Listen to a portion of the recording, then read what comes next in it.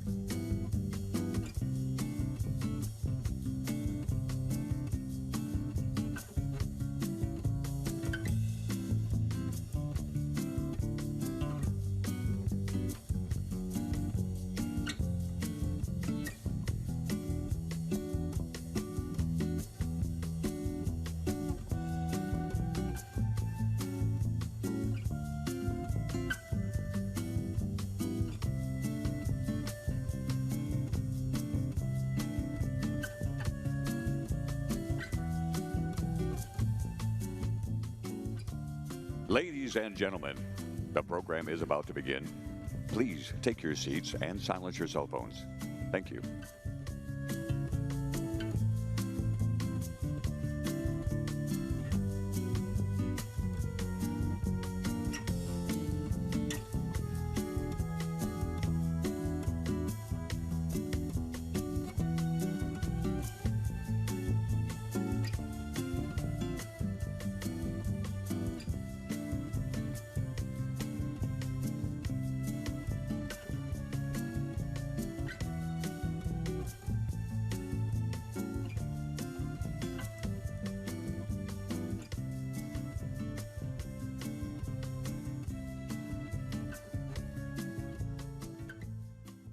Ladies and gentlemen, please welcome Margaret Spellings, President of the George W. Bush Presidential Center.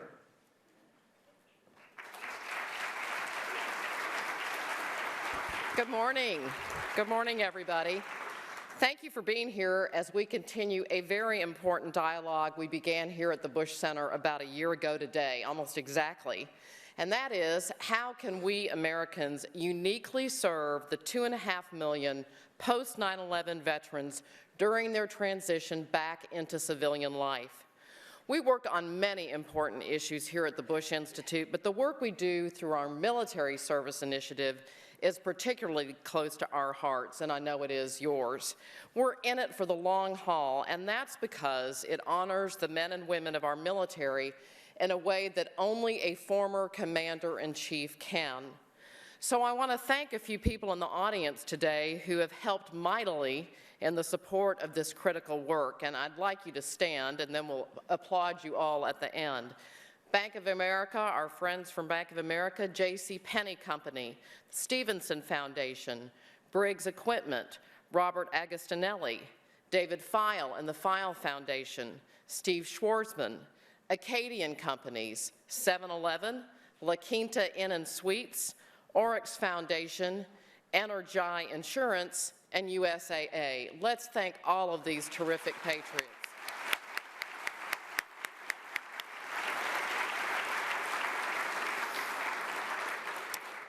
Also, and rightly, before I go any further, I'd like to ask everyone in the audience who's currently serving or has served in our military to please stand. Miguel, get up. Wow, that's awesome. Thank you. Thank you for volunteering to wear our country's uniform and to protect the freedoms that make our country great, and thank you so much to your families as well. The Bush Institute believes helping members of the military successfully transition to civilian life is part of our national responsibility. Veterans are uniquely skilled, they're adaptive, they're resilient, and they're highly trained problem solvers. In uniform, they have a strong sense of purpose and a commitment to service. It's our responsibility, therefore, to provide them with assistance when they come home so that they can become leaders in their communities, innovative entrepreneurs, and valuable employees. A critical part of that transition is the nonprofit organizations that serve veterans, the funders of those organizations, and the communities in which veterans live. Over the past year, we've worked with Syracuse University's Institute for Veterans and Military Families to identify effective strategies and practices for organizations to better serve veterans. Last year, we released the first reports, I Am a Post-9/11 Veteran and My America, Navigating the Post-9/11 Veteran Landscape, both of which can be found on the Bush Center website. They describe what we know about post-9/11 vets and their families, who they are, the issues they face, and the facts about the thousands of nonprofit organizations that aim to serve them. But the findings from those reports also pointed to an unfortunate reality, and that's the civilian-military divide. Last year, we highlighted a troubling statistic which I think bears repeating. 84% of post-9/11 veterans say that the American public has little awareness of the challenges facing those who wear or have worn the uniform.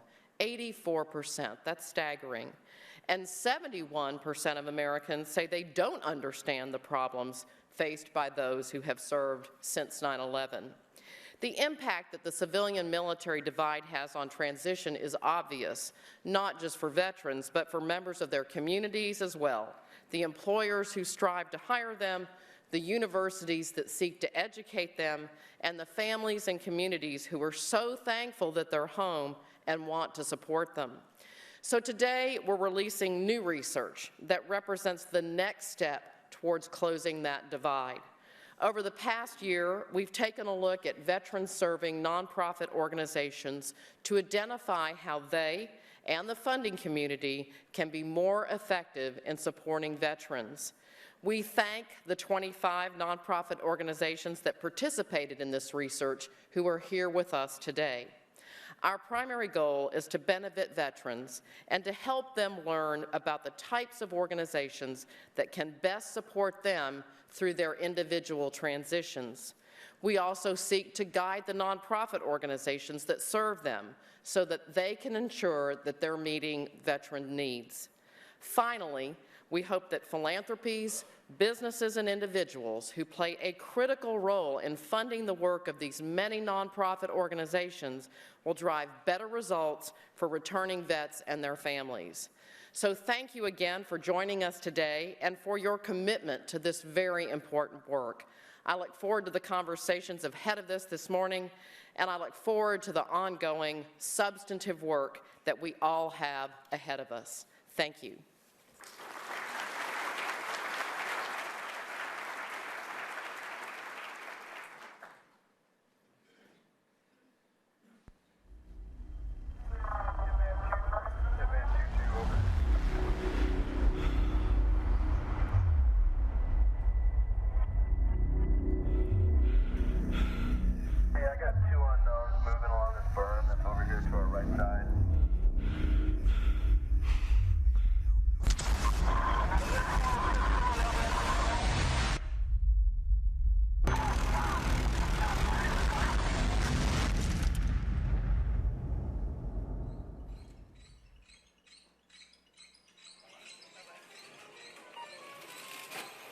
My name is Corporal Jeff Cleland.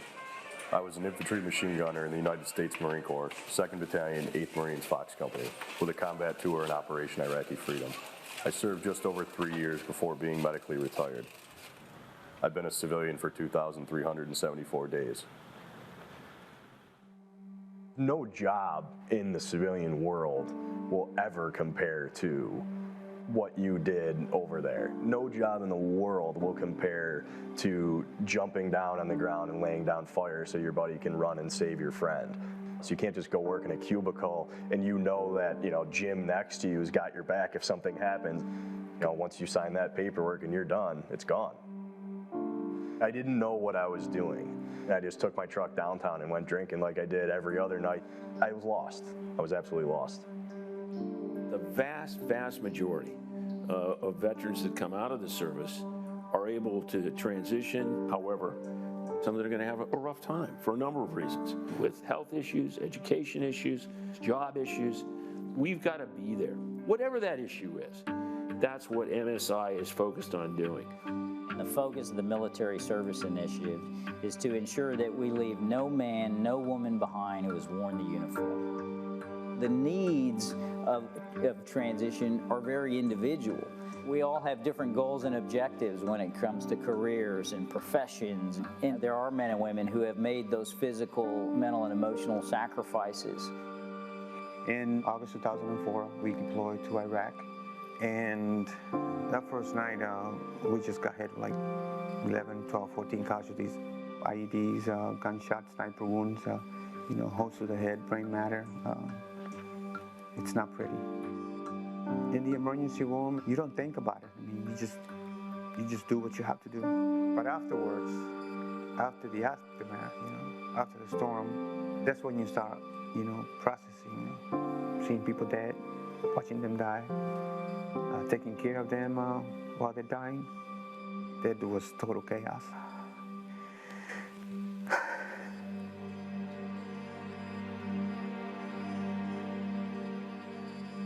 We had a pretty nasty deployment, and since we've been home, we've lost more to drugs, alcohol, suicide. That could have been me. To go into the civilian world and walk in a door of a place you've never been into and say, I just got back from combat, I'm kind of thinking I'm depressed, that's a really hard thing to do. I never wanted to seek help. You don't want to be called a weak, I guess. My wife, Marlene, asked me one time, and she says, why do you cry? I said, I don't know. It just happens. I say we served 25 years. I lived every deployment with Rocky, every trial and tribulation. So the day that I said yes to him, I really did not realize the impact that it was going to have. We're together because of our love, but I was almost lost at one point. This person's a very different person. That's a huge, huge issue. You're talking about 10 million people or more of family members that are affected in huge ways. Watching that loved one get off the plane or march across the parade field, and they look exactly like they looked before they left. But then getting them home and finding out that they aren't quite the same. Transition is a challenge for veterans and military families, and part of that challenge stems from establishing a new sense of identity. What is my new mission? What career track do I want to be on? I look at any success story, non-military, military, whatever, there's a common denominator, it's a purpose. And it doesn't have to be work, it can be volunteering, it can be your family. You know, after I hit rock bottom, I decided that, helping veterans could be my purpose. I can still help people, I can still watch their back, but it's being proactive, it's finding those organizations, it's going out there and asking questions. I mean, it stays with you, but I am proud of what I did. I'm honored. I still enjoy the medical field, and I work in the emergency room because I've learned so much about the different organizations that are out there. I want to say it all started because of President Bush and the W100. It really did, because I met so many people there, getting together with other veterans, being able to relate to the same thing that they're going through. We all have to take off the uniform at one point in time. What our veterans and military families need to know is that our country will not leave them behind when they come home. And the Military Service Initiative is here to help them and to help our country do just that. It's gotten a lot better. Being with my wife, my daughter, Alyssa, 2014, it was a good year. And I'm hoping, 2015 will be even better. I don't know if I'm a success story yet, but an initiative like the Bush Center is doing really could be that one place that saves veterans like myself years of their life. It's a really cool feeling to know that someone that powerful has our back. Over the next 5 years, more than 1 million Americans will complete their military service. And like those before them, they'll face challenges as they readjust to civilian life. They are the 1% of America who kept the 99% safe. And we owe them and their families a deep debt of gratitude.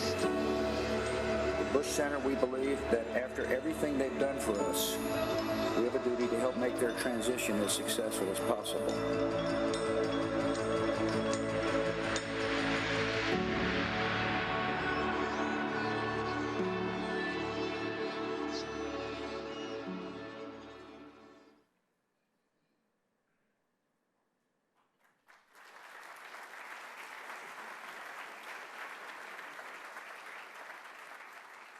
Ladies and gentlemen, please welcome General Peter Corelli, United States Army retired, Marine Corps veteran Brian Stan, Marine Corps veteran David J. Smith, and the 43rd President of the United States, George W. Bush.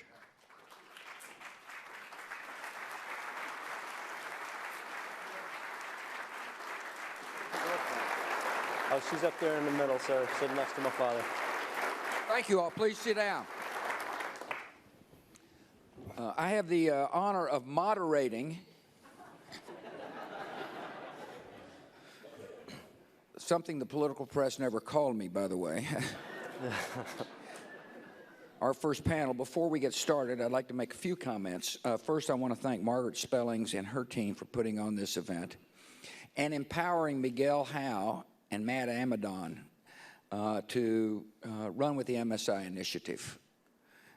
I would call it extremely successful, particularly as I look out on the crowd. I want to thank our sponsors for enabling us, along with Syracuse University, to do a joint study about how best to take care of our vets.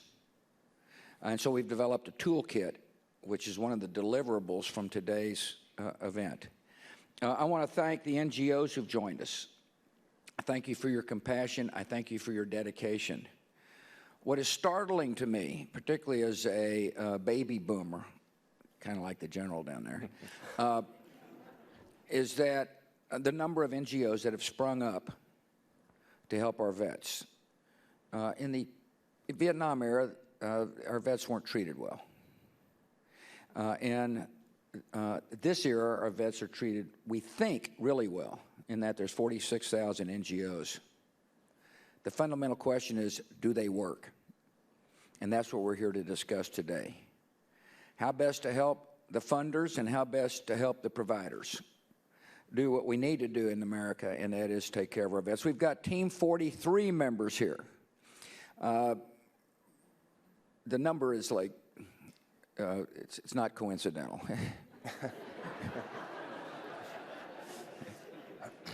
These are the vets that have, like this man here, that have joined us on either a 100-kilometer mountain bike ride. By the way, it's a little discouraging to be outridden by a person on one leg. Or our golf tournament, which is one way for the Bush Center to say we're committed to helping our vets. And it is truly one of our commitments. I mean, people say, do you miss much? I miss, for example, the Air Force's accommodating me with a shower on the airplane that flew me around. I don't get irritated, but I do have to stop at stoplights now. I miss saluting those who volunteer to put themselves in harm's way, 3 of whom are here today. And I have vowed that for the remainder of my life that I will do all I can do to help our vets.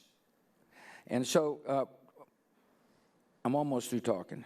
First, let me introduce Pete Shirelli. He is a general retired. He is a dedicated public servant who cares deeply about the vets, particularly about injuries unseen. And he's got a lot of insights that he can share with us. Secondly is Dave Smith, Sergeant Smith, who served in the United States Marine Corps. I got to know him in the Paladera Canyon, which is up in the panhandle of Texas, when we rode mountain bikes together, in an amazing experience. His story profoundly affected a lot of people who heard it, and I think it will affect yours as well. And finally, Brian Stan. So he's a captain of the Marine Corps. Catch this. This guy was a world champion cage fighter. He's the kind of guy you want on your team. And so I'm thrilled to be with these men. Now, first I'm going to ask David and Brian to tell us about the transition experiences, what it was like to leave the military and transition to the private sector. How was it different from other people you served with, and some of the lessons you learned? Very well, sir. You want to go, Sergeant? Yes, sir. So my transition, I got out of the Marine Corps. I wasn't completely sure of what I wanted to do. And so I started looking into some of the jobs that were available. All the jobs I wanted required a bachelor's degree. So, slight problem there. I found a job doing construction, minimum wage construction work. And while I was doing this, I was working on a very nice house in the Pacific Palisades in California. And one day, the gentleman who owned the house came out, and he said, I saw a Marine Corps sticker on the back of your truck. Are you a Marine? And I said, yes, sir, I am. He said, okay, I'm a Navy veteran myself. He said, what are you doing when you finish this construction job? And I said, well, probably the next construction job. And he looked at me and he said, how about you bring me a resume? Bring it tomorrow. I said, yes, sir. So I showed up with this 3-page long resume and handed it to him. And he looked it over and he said, good, I'm going to get you an interview with my company. And it's as a result of his mentorship and him reaching out to me that I got my first real job after the military. And it was a fantastic job working in the corporate sector. And from there, I did community college full-time while I was working. And then I transferred up to UC Berkeley. And so I was able to use the GI Bill to fully finance a fantastic education at one of the best universities in the world. And getting an education proved to me that I was more than just a grunt. It really set apart the fact that I could do more than kick indoors, that I could do complex research, that I could solve problems. And I knew that once I graduated and I had that diploma in my hand, that I was widely employable. So along the way, I definitely had some struggles. But due to the mentorship and resources that were available, I was able to overcome those. Yeah, I mean, I don't know if you want to get into some of your struggles, but why don't you share the story just so people get a better sense of, I mean, the story you just told sounded like, you know, everything's going great.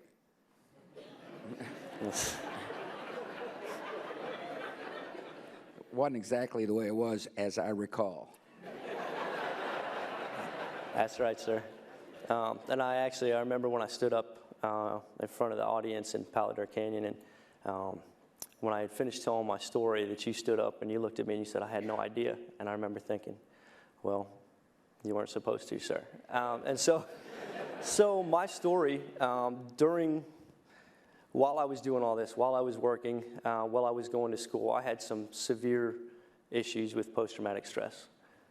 There were some events that had taken place in Iraq that really, really had shaken me and hurt a lot, and I had a very difficult time dealing with those. And I was doing some of the counseling, but it was kind of like putting a Band-Aid on the situation. And so one day, I was standing in the, I found myself standing in the bedroom of my college apartment with a shotgun in my mouth.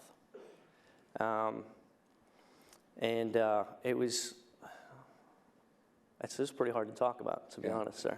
Pretty hard to listen to. Yes, sir. And it was a very rough experience. And from that point, I had drunk all night and ended up locking the shotgun away in my roommate's room. And I woke up the next morning to a phone full of texts and emails from friends and family. And up until then, I had kind of blown it all off.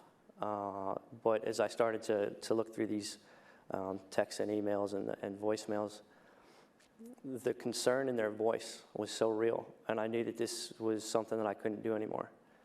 And I knew that I had to really, really make a committed decision to fix this. Otherwise, it was going to take me out. Yeah. I think the lesson, of course, is that love can conquer, and you found it from traditional sources as well as others. Anyway, thank you for sharing that. I didn't mean to put you on the spot. On the other hand, I think it is useful for people to know when they're trying to help vets that sometimes what appears to be reality isn't. And to be able to discover reality makes it easier to help. Anyway, thank you very much, Dave. Brian, first of all, who did you beat to be the world champion in the cage? It was a fine gentleman by the name of Doug the Rhino Marshall. Yeah. Classy individual. I'm sure. President. Yeah. Well, I'm glad somebody brought some class to cage wrestling. And he was not in the Army. Yeah, he was not. He was not. So my transition was obviously, it was very different. But the fighting, the mixed martial arts aspect was a part of it. When I got back from war, each tour, that just was the one thing that I really wanted to do. That was my hobby, that was my outlet, it was even my sanctuary, and allowed me to process all the things that we had been through during my 2 tours. But when I decided to get out of the military, that was obviously a part-time job. I knew I needed a full-time job. And so I went to a hotel where they were having a convention with some of the headhunting firms, you know, the Orion Internationals and some of those. And we may even have some of you guys in the crowd, so I apologize. But they recruited me. They wanted to get all my fitness reports. They saw them. Wow, this is great. Put these into a resume. And you're going to sell medical devices. You're going to make $120,000 a year. You're going to live in New York or D.C., and you're set. Oh, got it. Cool. Wait a minute, I don't want to sell medical devices. I don't know a thing about them. Well, how am I going to get a job selling medical devices? Well, we're going to take you to D.C. and Chicago. You're going to interview about 10 to 12 times each day, and you'll land a job. So I put together this resume, which he told me, just take the stuff from your fitness report and put it over there. And so if you go back and read it, it's got how many HVTs we captured, how many patrols, KIA, all kinds of different things on there that would have landed me a nice, cozy job, possibly in the CIA or as a mercenary. And here's where I got lucky. There was a CEO of a company called Med Assets. His name was John Bardis, and he has always had an affinity for veterans because his father and grandfather were both wounded in world wars. And he was a wrestler. He saw that I fought. He gets in touch with me, and he was mentoring me through the process. And as some of these opportunities stumbled, and I decided this isn't really what I wanted to do, he said, boy, Brian, if I could wave a magic wand over the situation, I'd love to have you work at my company. So I took this job, which was a $20,000 a year pay cut from what I did in the military as a captain in the Marine Corps, which is expected. My last duty station, I had 950 Marines and sailors that reported to me as their company commander. I had the corner office. I had staff meetings. I moved to this company. I was in a cubicle next to a 23-year-old, and I was going through spreadsheets looking for duplicate hospitals. There couldn't be a bigger waste of my time. I continued to cage fight and do that sort of thing, but I realized, man, if I'm thinking of moving to a different position, if I had this hard of a time putting together a resume that spoke to my skill sets, my leadership, and quantifying my skills, what is it like for my Marines? I went to the Naval Academy. I was a captain. I had a tremendous education. I had perspective. I had a great network. My lance corporals, and sergeants that got out, they got out of the Marine Corps. We used them all the way up until the point that they got out. There was, and in here, go to this 2-day course, check the box, and leave. What kind of struggles they were going through. They'd never written a resume in their life. They had a high school education. They came from broken families. And so, luckily for me, John Bardis had also started this organization called Hire Heroes USA. Had about 3 employees at the time, and when my current job really wasn't satisfying me, he asked me if I would take over and run it. And I said, boy, I was waiting for you to ask that question. And here I am now, utilizing some of those experiences, and I've collected this amazing team of people much smarter than I to help veterans transition and go through this process and accomplish all those things that I didn't know what I was doing. How to quantify, define their skill sets, both on paper and in a verbal value proposition, how to search for jobs, how to get the right job, how to make sure that you end up at the right employer. And so I was very fortunate in that I found someone who believed in me, regardless of what I could put on a piece of paper. He believed in veterans, and now he's a chairman of my board, and that leadership goes through this organization where we're trying to make sure that all these veterans believe in themselves as well. Thank you, sir. General, I remember many a time that either I saw you in the inner sanctum of the Pentagon or in the Oval Office, and I appreciate sharing the stage with you today. Why don't you share with us some of the challenges that face our vets that you have discovered in your exhaustive research, and where the nonprofits can do a better job, or anything else you want to talk about? Well, I think as you listen to these 2 stories, you listen to 2 veterans who took charge of their transition. And that's really what has to happen. No one who goes into transition to civilian life is guaranteed a job.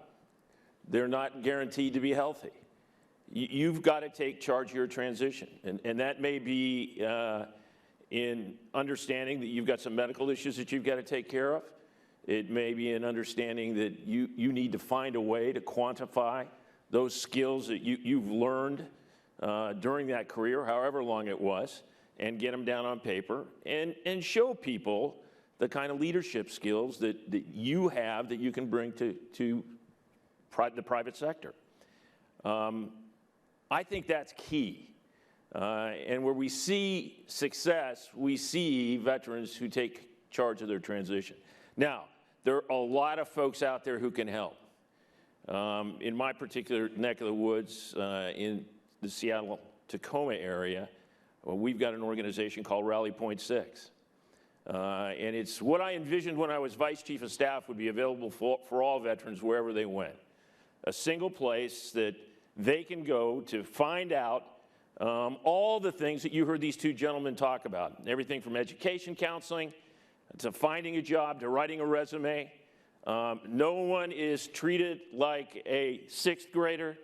They're treated like the mature young men and women they are. They're given tasks that they have to complete.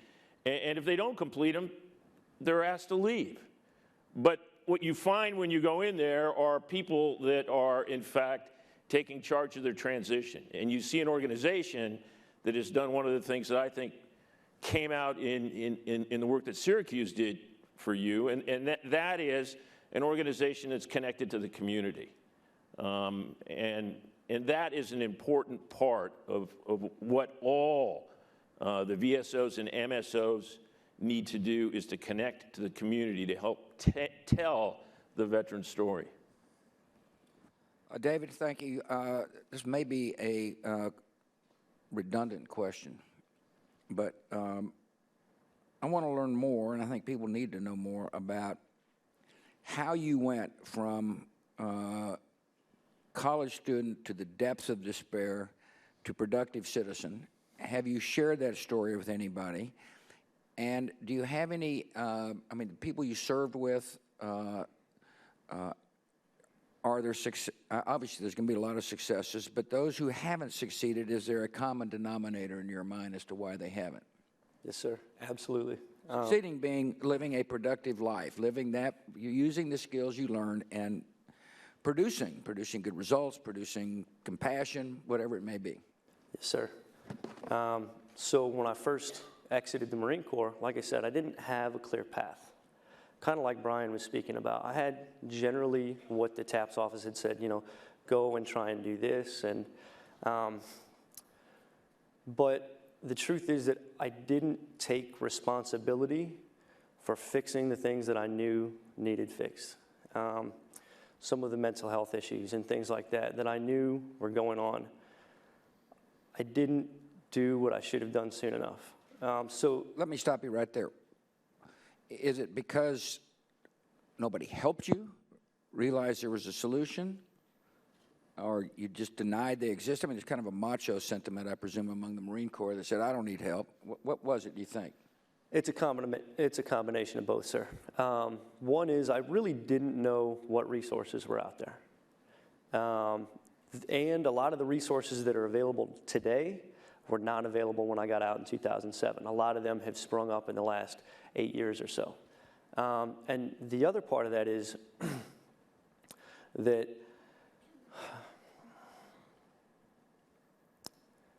I had a very difficult time admitting that there was something wrong. You know, we're trained in the Marine Corps to accomplish absolutely any task. Limited resources, and just to go out and get it done. We don't admit weakness. We don't do that. It's not part of our warrior culture. And especially when all of my other friends are, they seem to be doing just fine.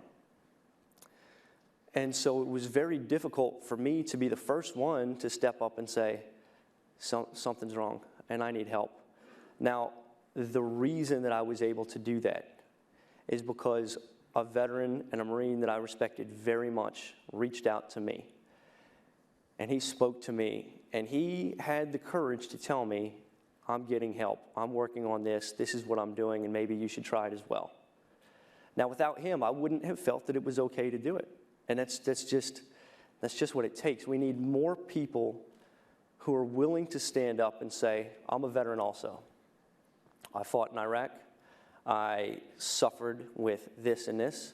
And let me tell you here now that I did the treatment. I did the right programs. I worked extremely hard to turn things around.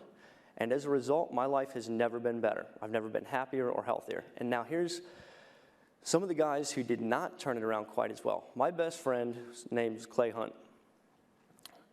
Clay was a Marine that served as a scout sniper in 2-7. He was deployed to Iraq and shot by a sniper, and he deployed again to Afghanistan. When he came home, we met, and he's the one who talked me into seeking some of this help. Clay was working very, very hard to fix his situation. But ultimately, he lost his battle with PTS, and he committed suicide, and that hurt so extremely badly. And it happens to 22 veterans a day is the number. 22 a day that we're losing. And every day you look through Facebook or you look in the news and there's a new veteran, an OIF, OEF veteran, who lost that battle with PTS, and it's unacceptable. We need more people to stand up and say, there's nothing wrong with it. I had a problem. I fixed it. If I had a broken wrist, or if I thought my wrist was broken, I would go to the doctor. I would get an x-ray. And if the doctor told me it was broken, I would do whatever he said to fix it. I'd put it in the cast and no problem. And nobody would look at me with a broken wrist and think anything of it. A big part of the problem is the stigma that surrounds post-traumatic stress. People don't want to be seen as that guy that couldn't hack it or couldn't handle it or had some kind of, for some reason, wasn't strong enough to handle the burdens of war. And I'll tell you right now, when you go to war, no matter who you are, something in you changes. It is not normal for us to go out and to fight and to kill other human beings and to watch our closest friends killed in front of us. And so when you return home, you have to take the proper steps to go through the therapy and to just do your best to readjust to normal life. And that's why these nonprofits and these organizations are so important, to go out and serve and help others, to really just let your heart breathe again. And so... Why don't you give them the sweet ending to this is not just a tragedy that we're listening to. There is a sweet ending, and embodied, by the way, in the book that you gave me of... Yes, sir. Book was of... Book was of my travel around the world doing Christian humanitarian work, reaching out and helping others. And I gave the president a book of some of the photos from my year around the world. I went to 11 countries around the world, and I did aid and development projects, and I worked and I helped and I reached out to people. And in helping and serving others, all of those pieces of my soul that had been just severely damaged and that were so badly hurt, and all of those ideas of love and happiness, I found those again. And I can't explain how much it meant to me, sir, to be able to go and do that. And so I think that that's the biggest thing, is that you have to learn to love again. Yeah, speaking of that, your girlfriend's here sent me some Norwegian pancakes. Yes, sir, she did. That's a loving gesture, by the way. Thanks, sir. Except they were cold. Finally, did an NGO provide you access to the opportunity overseas? Yes, sir. It was done through a Christian mission trip, so I fundraised all of the money to go. They had a set plan. They covered the logistics and things like that, and they basically had people who needed help and who needed the types of support that we provided, and so we were able to go and do these things. Yeah, I know there's an NGO here that his mission is to take skillful people and send them into harm's way, so to speak. In other words, where there's been an earthquake or hurricane or something like that, to help others. And yes, sir. Team Rubicon, Jake Wood is sitting somewhere out there. Yeah, he's a good dude. He's a fantastic guy. They do good things. Anyway, weren't you on Team Rubicon? No, I did this with another organization. I deployed to the Philippines with Team Rubicon and did disaster relief there, sir. And then after that, I just continued to go around the world and keep doing it. But for veterans that are looking to serve and to help others and to just find that sense of belonging, sense of purpose, to find community again, yeah, organizations like Team Rubicon they're vital to a solid reintegration, sir. All right, Wrestler. In Texas, we call it wrestling. You're the president. You can call it whatever you want. Yeah.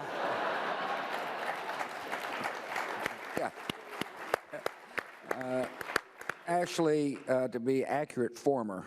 Anyway, so you had an interesting point. I mean, can you imagine being the HR director of a big company and a person comes in and says, "What's your skill set?" And the person says, "Sniper." I don't think we need a sniper at La Quinta this year. What are some of the, first of all, how do we know that your group is working well? Mm-hmm. And assuming it is, what have you found to be kind of the basic necessities to place a vet into a job? Certainly. Well, first off, how do you know it's doing well is by assigning metrics that are completely transparent. And those metrics are not only assigned internally to our organizations, but they're assigned through all the funding that we get. You know, we have very few funders that just say, here's money to do what you want to do. Our biggest funders say, hey, look, we're going to give you X amount of money. What can you produce with that? This is what we'll produce. Okay, got it. That's the agreement. Do quarterly reports, do checkups, do report backs, and so that they can see that that is measured and effective.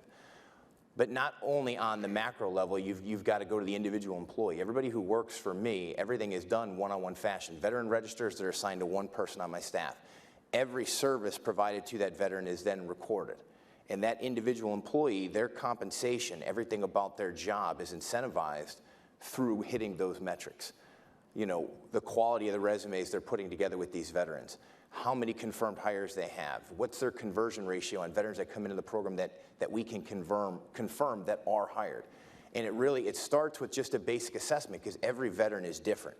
And you get some veterans that come in and they're at this step of their transition, you know, being high being the furthest along. Then you get other ones that come in and they're at the floor. And so you've got to assess that and then design the plan around where they are and what obstacles face them. What are you qualified in? What certifications do you have? What schools did you go out in the military? What is your skill set? Where do you want to work? And what kind of companies in those geographic areas hire people like you? Okay, is this what you want to do for a living? Let's construct a resume that speaks to your value, your skill set for these specific industries, and then let's go and apply to them.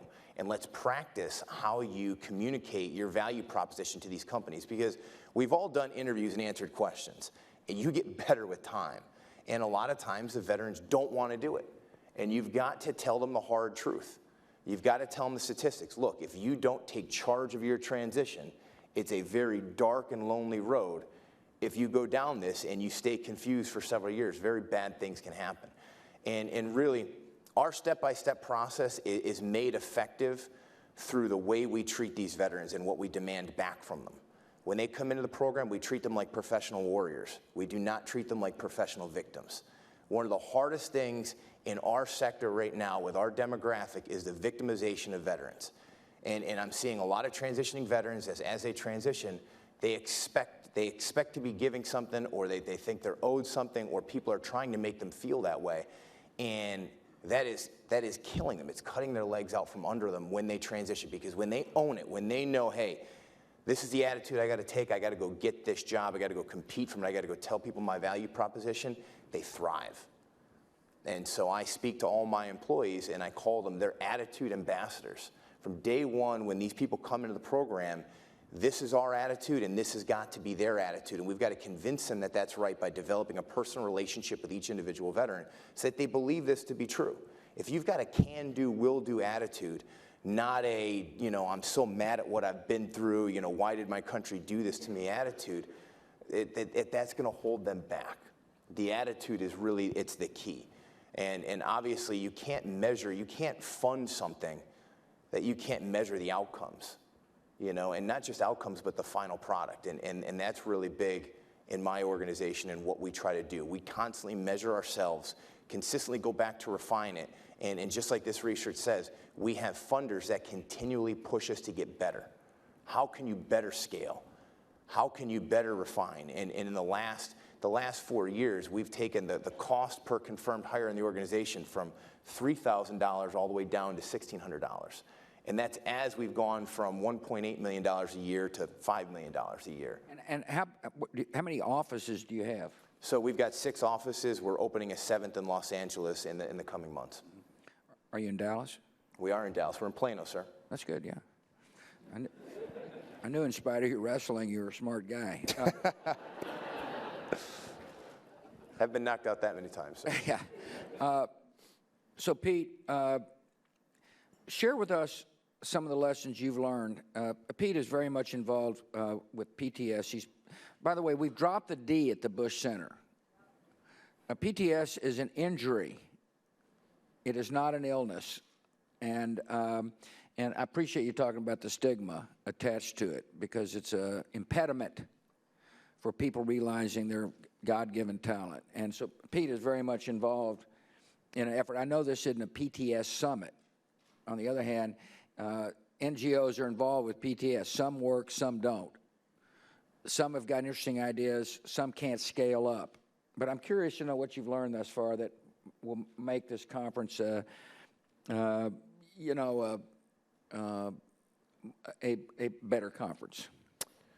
Well, you know, when I started this whole thing, I did because of my love of service members and my desire and my frustration as vice to find out what little we knew about traumatic brain injury and post-traumatic stress. I was totally focused on the 310,000, 80% of which have had TBIs, not in combat, but here since the war started. We've had 310,000 service members diagnosed with traumatic brain injury, but 80% of those happened in training accidents or back here in car accidents or bike accidents, whatever it might be. Only 20% of them happen downrange. We've got anywhere from 15 to 20% are the estimates of people with post-traumatic stress. And everybody knows our suicide rate. You hear it quoted all the time. But if you're sitting out there thinking these are veterans issues and they're not part of the general society, you're absolutely wrong. 8% of the population, 8% of the population in the United States is expected to suffer from post-traumatic stress at some time in their life. 2.7 million Americans every single year have head trauma. 2.7, greatest cause of death and injury of young adults under the age of 45. And although I think at its zenith we had 351 service members in 1 year kill themselves, 40,000 Americans take their life every single year. Another 175,000 are hospitalized due to a failed suicide attempt. So those people who kind of look at us and say, boy, you're a really broken organization because you have people that have this problem, these are America's problems, and we need to step up to them. We need to understand more. We need to understand the biology behind this. And when we understand that biology, we'll provide the targets. So people, and I met one last night from Johnson & Johnson and other drug companies, will finally give us something specific for post-traumatic stress. We've got to take away the barriers that young veterans have. You know, the one that I'm currently just trying to shame people into is this idea that DOD has one drug formulary and VA has another. So we put a young veteran, and there are many in this audience in here today who've told me this is what happened to them. We put them on a particular drug. We give them 90 days supply. We medically discharge them. They go to their VA. They show up with 3 pills left, and they're told, I'm sorry, we do not have that drug in our formulary. That should not happen. That should not happen, and it should be fixed. And if it costs too much money to fix it, then we should only put veterans on the drugs that they're going to get when they go to their VA, or at a minimum, we ought to at least tell them that when you show up at your VA, you're not going to be able to get that particular drug. We've got to do something about this. And I think that it helps us to understand and put these problems in perspective and look for the bureaucratic, ridiculous obstacles we put in the way of people who are trying to take charge of their transition. Wow.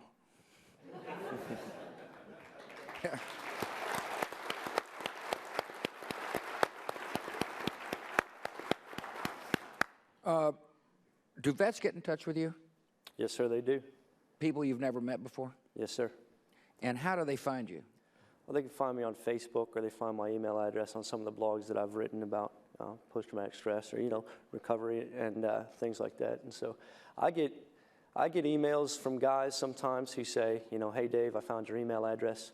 I'm in a really tough spot. I've been contemplating suicide. And so I immediately write back to them, and I explain to them why that is not an option. It's absolutely not an option.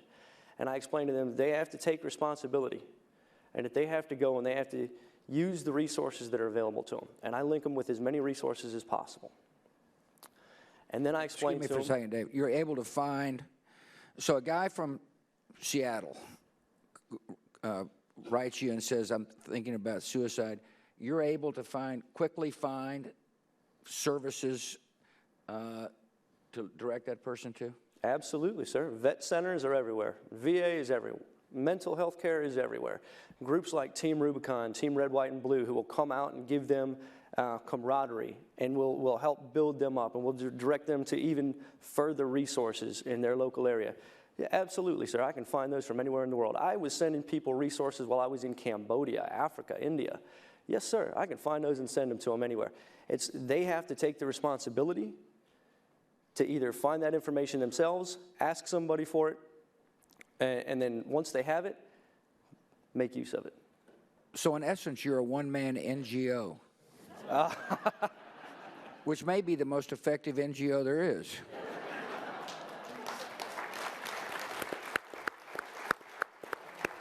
So what are you doing now? Well, now, sir, I've recently moved to Norway for this beautiful young woman back here, and Wow, that's love right there. that's love, sir. That's love. Are you going to work? Yes, sir. I know you're going to ski. Yes, Yep, I'm currently looking for work in Norway, so if anyone happens to know a recruiter in the Trondheim area, I would be very, very thankful for that. Good. How's your Norwegian? Jeg snakker norsk, sir. Jeg snakker litt trøndersk. Trøndersk is a dialect of the area of Norway where we live, so. What he said was, honey, would you make me some scrambled eggs? Anyway, or pancakes, I mean. Anyway, we're thrilled you're here. It's great to see you again, and we wish you all the best. And thank you so much for sharing your stories with us. It's heartfelt and genuine, and really a good way to kick off this conference. Rassler, so what's your private life like now? Married? I am married with 3 daughters, 7, 5, and 17 months. Fabulous. And you're living where? I live in Alpharetta, Georgia. Good. And your 10-year ambition plan? For me, 10-year ambition is, we're going to fight this fight for a long time, and I've got to lead this organization so that we are built to sustain this mission for years to come. It does not appear that we are going to have veterans out of harm's way for some time, and the need for our services is greater now than it ever has been before as the military is downsizing, and really the next few years is going to be one of the largest times in our country of combat veterans transitioning back into civilian life. Yeah. And having some people to be part of their team in that transition to help them do that is going to be vital. And so that is a 10-year plan. Do you joint venture with other hiring groups? We do. I've got several partners that are in this room, and really the partnerships are key because, one, you have shared practices. You've got success stories. Hey, this is what's been working for us. Here's the metrics that we have found that have helped us to innovate and push forward through performance frontiers. So several of them are in this room, and it's always great to connect. And then this event alone has got Colonel Howe's wheels spinning as well. And since he's done such extensive research, he's already started to mix and match some that he feels, hey, here's a great way that you guys would have some synergies. But Hire Heroes USA, along with the USO, along with the Call of Duty Endowment, it was starting a new venture with Team Red, White, and Blue. There's a lot of synergy sitting in this room, especially not just at the leadership level, but even at the ground level as a general articulated about the community. Together, these small organizations can team up and have that connectivity to the community as well, and be part of that transition team that veteran can lean on to be successful. I presume there are a lot of NGOs out there that are trying to help vets find jobs? There are. And how does the average person, in looking at one of these NGOs, sounds nice and vital, but how should a person screen?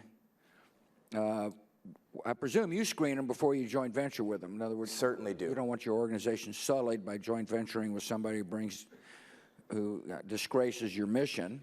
So a lot of people care deeply about our vets. They give money, and so what would be your advice to a guy gets on a website or something? Absolutely. To give. Like the organization's got to have transparency. They should be posting the results and what they're trying to do and what they're accomplishing. They should have their financials be transparent. They should be on there as well. And they can't be, and this was a trend for a long time, they can't be this electronic platform that's a job board where, hey, you register here, companies register here, and then this magic is just expected to happen. There's got to be a personalized approach in there for someone to be the ambassador for that veteran to get them from A all the way down to Z. There's many intricate steps in between there that don't happen when a veteran creates their own resume and just sends it off to 30 companies and then never hears back. And that should be well articulated on that screen. And I would say there's 45,000 organizations out there say they help veterans. This research has whittled it down to about 9,000 that really have some significant funding. You know, there are only several that I would say in the country that are effective in this area in terms of helping veterans get employment. There's a lot that say they are, but when you look at the results and you look at the metrics, you'll see differently. Okay, well, part of the purpose of this conference is for people not to leave saying, well, the Bush Center's the jury. We decide what works, what not works, but there are some basic principles and some truths that I think are going to be important that'll emerge out of this, that it'll be important for both funder and those who want to improve. And so we thank you for that. General, you got the final word here. So you're very heavily involved in research. Why don't you share with people the research aspects of what you're doing? I think people find it interesting. I ask him to do this because it's amazing when you really think about it, what the individual initiative can do to solve our nation's problems. It's actually one of our great strengths. It's these kind of compassionate acts of individuals, when combined with others, defines, you know, who we are as a nation. Anyway, go ahead, Pete. So, well, I have a 5-year plan because at my age, 10 years seems to be sometimes seems to be a stretch. But you know, what we're really trying to do here is to understand the biology of traumatic brain injury and post-traumatic stress and find better diagnostics and treatments. I could care less about the research. I only care about the patient. And everything we fund is funded in a way that's going to help the patient. We fund large teams of researchers who are willing to collaborate. We're willing to share their data. You know, I used to think that I worked in the most inefficient place in the world called the Pentagon, but the world of medical research happens to have it topped by a mile. It's amazing what you can do when you bring the teamwork of the Pentagon to a group of researchers who really want to help patients and are willing to sit down and share their data and work in a way that protects everybody's intellectual property, but at the same time keeps the target clearly on the patient, because that's what is important. So that's what we're doing. We've got 11 of the best universities in the country that have expanded to 25. We have a public-private partnership that's put together a lot of money. And we're not looking for breakthroughs in 10 years. Like I said, this is a 5-year plan for me. And I'm hoping within a year we're going to be able to start rolling out no-kidding deliverables that will help us all, help me with my grandkids when they come up to me and say, Grandpa, should I play football? That we will have found why some people recover from concussion and other people don't. And we will be able to give them, like we do anyone who has heart problems or diabetes or anything else, we're going to be able to understand their risk factors and help them understand whether or not they should play competitive sports or whether or not they're going to have a problem recovering from a traumatic event. You know, the only thing that I would say is when you have that broken wrist, you go in and somebody x-rays it. When you think you have post-traumatic stress, you go in and somebody asks you 20 questions, and based on your answer to those 20 questions, they make a diagnosis. We need to get further than 20 questions.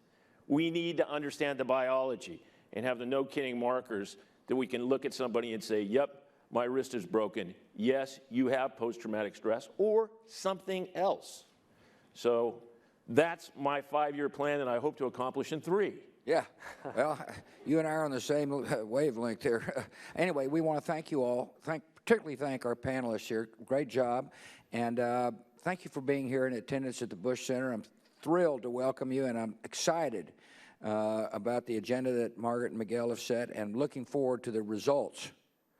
Anyway, we've just finished. Gotcha.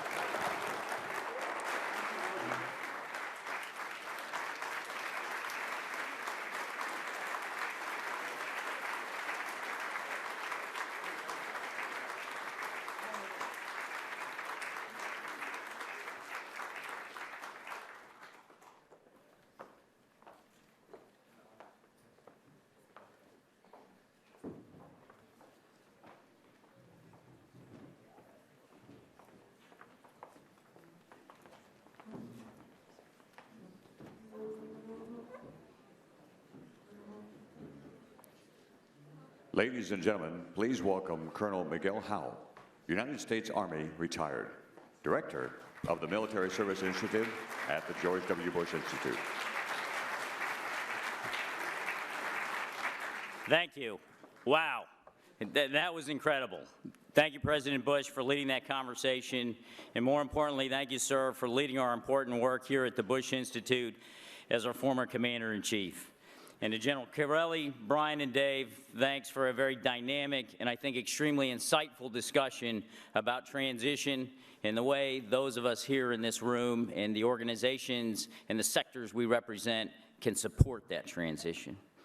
A big thank you, of course, to the corporate, nonprofit, and government partners that we have with us here today. You all have stepped up to meet the need of our service members and their families. Thank you to the companies, the foundations, and citizens who fund these organizations. As we'll talk about today, this work just simply cannot happen without you. In all that we do through the Military Service Initiative, we ask ourselves, how can we best honor the service and sacrifice of post-9/11 veterans and military families?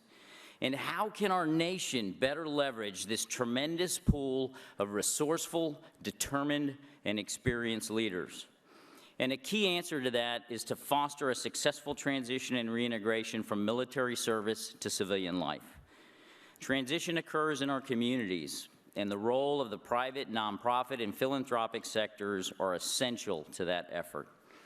In order to better understand this veterans landscape, we released research last year with Syracuse University's Institute for Vets and Military Families that focused on the challenges and opportunities our post-9/11 vets are facing as they transition back to civilian life.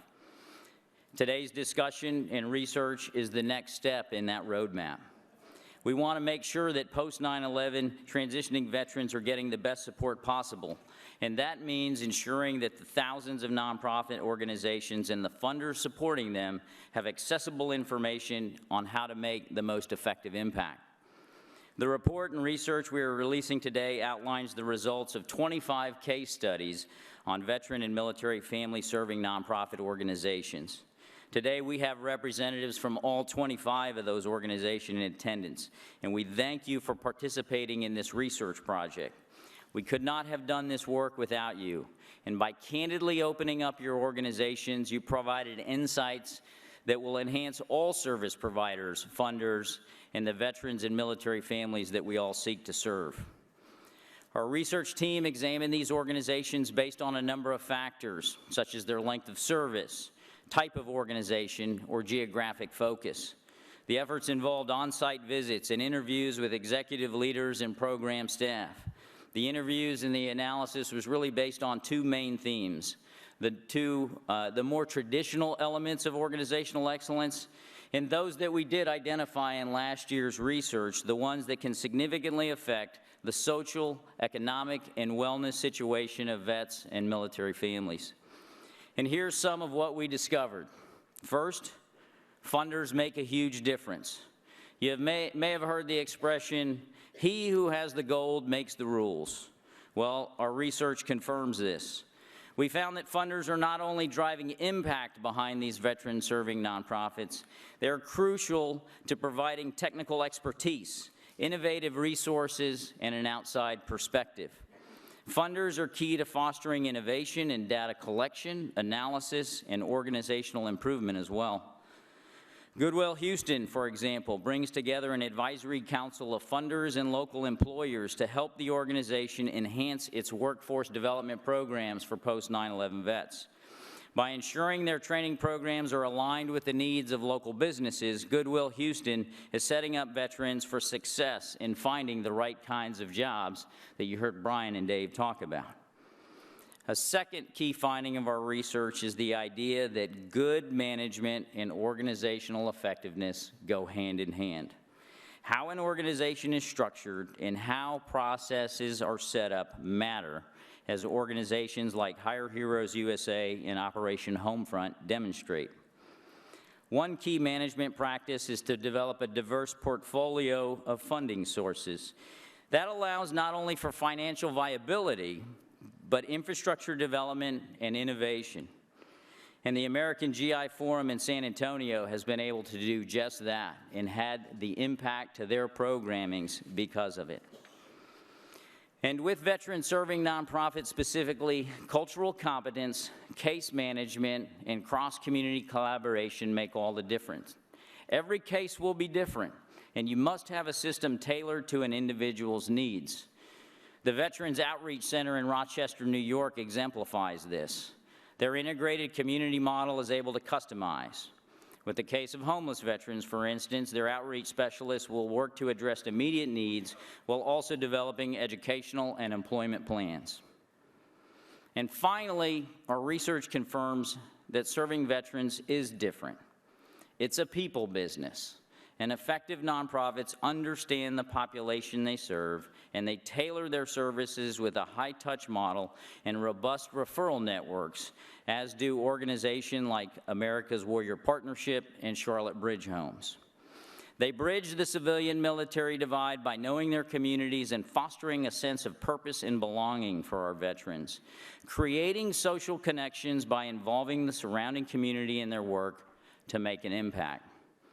Swords to Plowshares in San Francisco does this with an innovative training program known as Combat to Community, to help community members and leaders to help them better understand the unique needs of their veterans. Team Red, White, and Blue works with veterans to connect them to their community through physical, social, and volunteer activities. Organizations like these close the civilian-military divide by breaking down barriers and building those community relationships.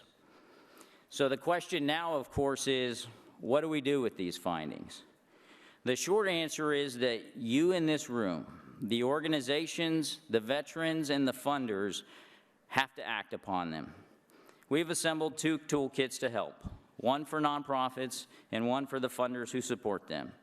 These toolkits provide questionnaires for your organizations that allow you to assess which best practices you already have in place and where you may have some room to improve. The research and accompanying toolkits are available on our website today at bushcenter.org. Our work is, of course, only beginning. And as you heard from Margaret and the President, we're in this for the long haul. This research project does not cover, obviously, every one of the 45,000 organizations that serves veterans. There's much more to learn. That's why this year we'll take this work on the road to collaborate with a range of foundations to help philanthropies, businesses, and individuals understand some of the best ways to serve veterans and partner with these service providers. We will continue to work with nonprofit service providers as we develop the next, more functional generation of tools for nonprofits and funders, a version 2.0, if you will. And later this year, we'll release a toolkit designed to specifically help guide post-9/11 veterans and their families to the effective services they need so that they can take the responsibility and the ownership for their transition. I look forward to our panel discussions today that will supplement this research. We'll take a closer look at veteran transitions, discuss what organizations and funders need to make the biggest impact, and how communities play an important part. Our first panel asks, how do we deliver a successful transition? And we're pleased to have Wayne Robinson, the Executive Director and best-dressed man in the House, of Student Veterans of America to moderate the conversation. He'll be joined today by Jacob Harold, President and CEO of GuideStar, Stephanie Powers, Senior Director for Policy and Partnerships at the Council on Foundations, J.D. Crouch, President and Chief Executive Officer of United Service Organizations, USO, and Colonel James Eisenhower, Special Assistant to the Chairman, Joint Chiefs of Staff. Please join me in welcoming them to the stage, and thanks again for being here to take part in this important work.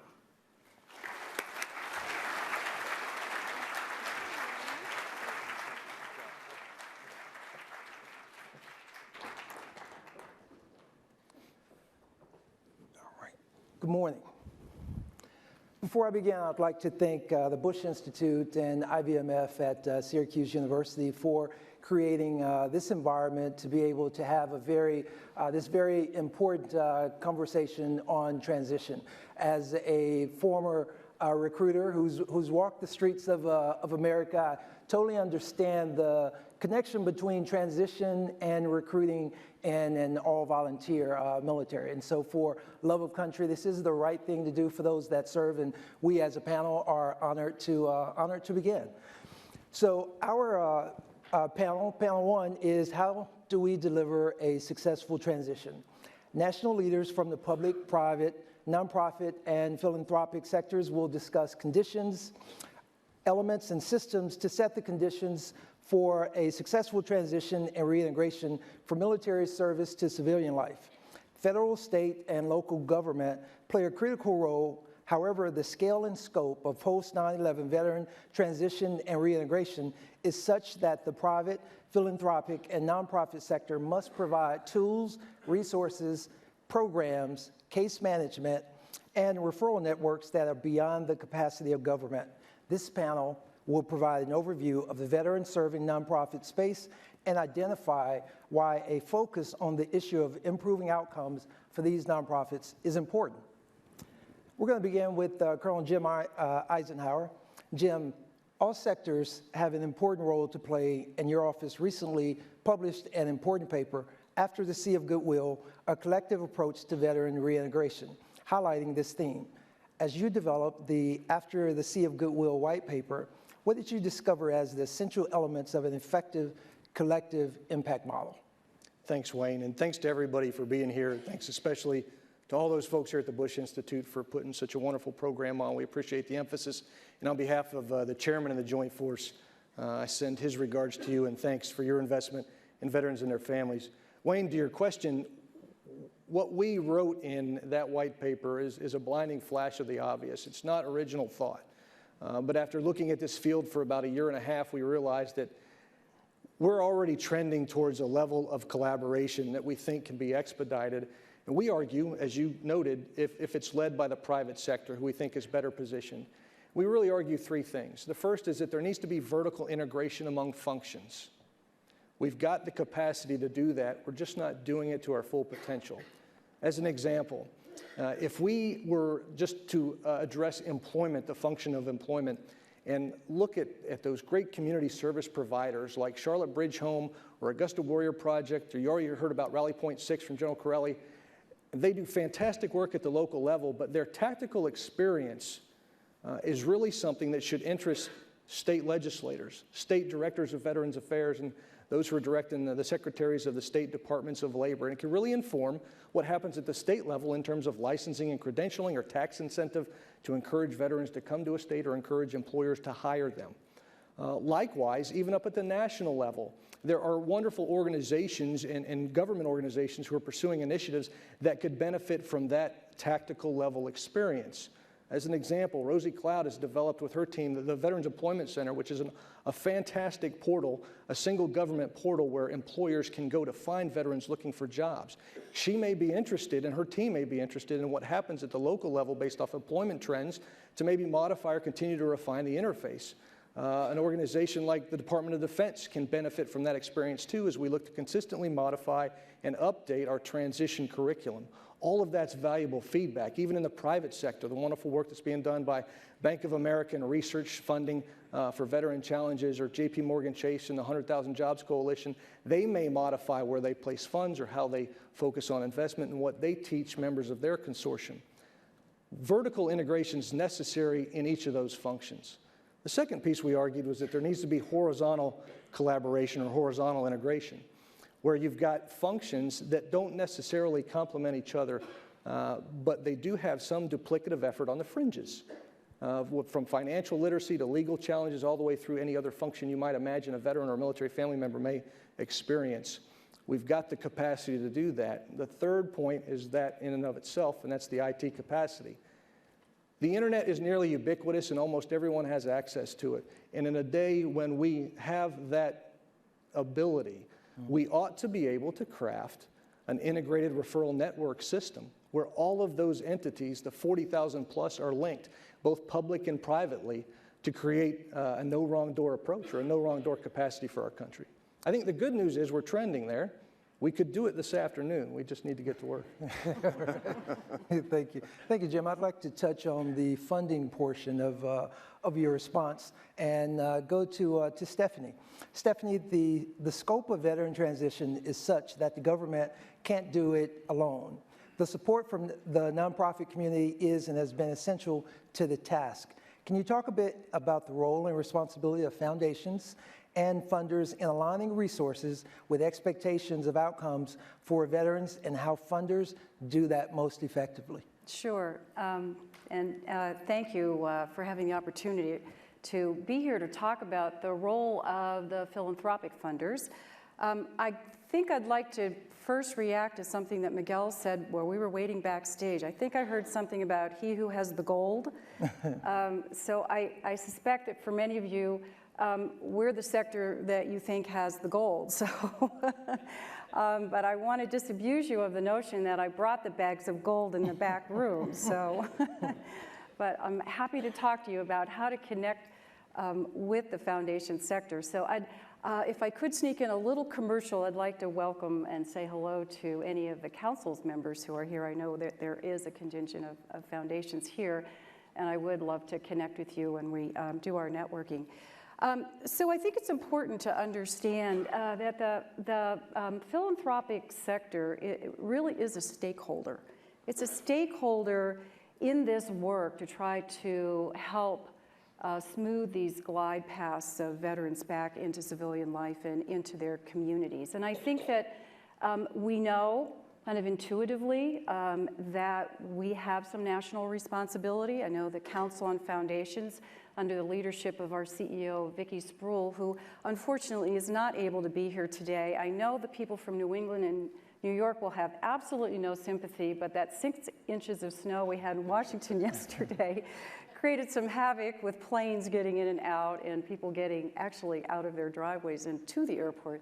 So she was unfortunately unable to be here today. But we have made a commitment as a national organization, of which we have about 1,600 member organizations across the country, to really lift up what the issues are, what the challenges are, and also to help educate our sector about what these needs are, these very unique needs of the post-9/11 veterans.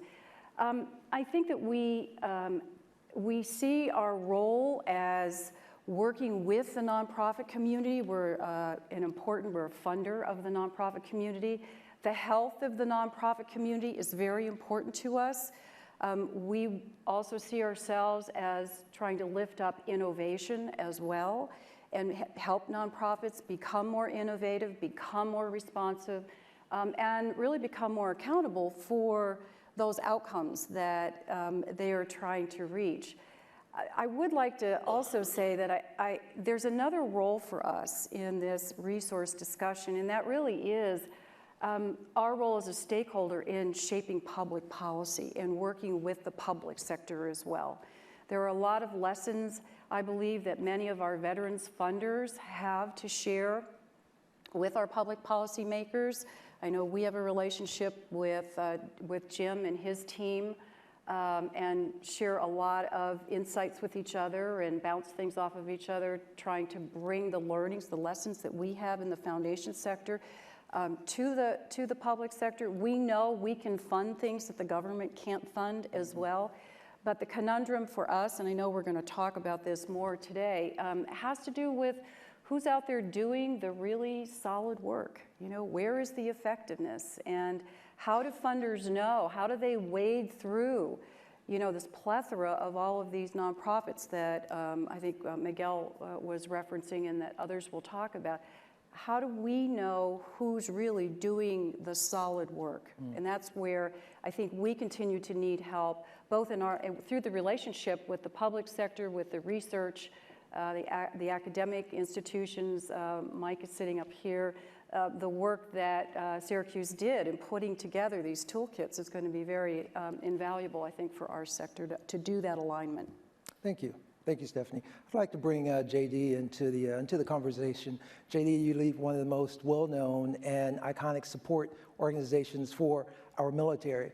how has the USO focused efforts to serve the current veteran population? Thanks, Wayne.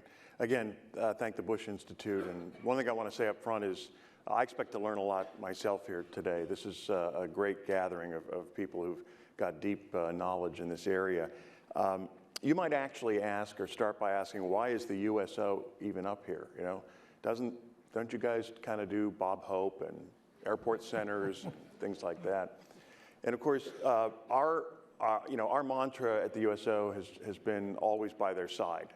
And we live that mantra by being there when they come into the service, all the way through the various transitions inside the service, and of course also at that very critical transition at the end of service in a variety of different ways. Our core focus will continue to stay on the active duty, military, Guard, Reserve, their families.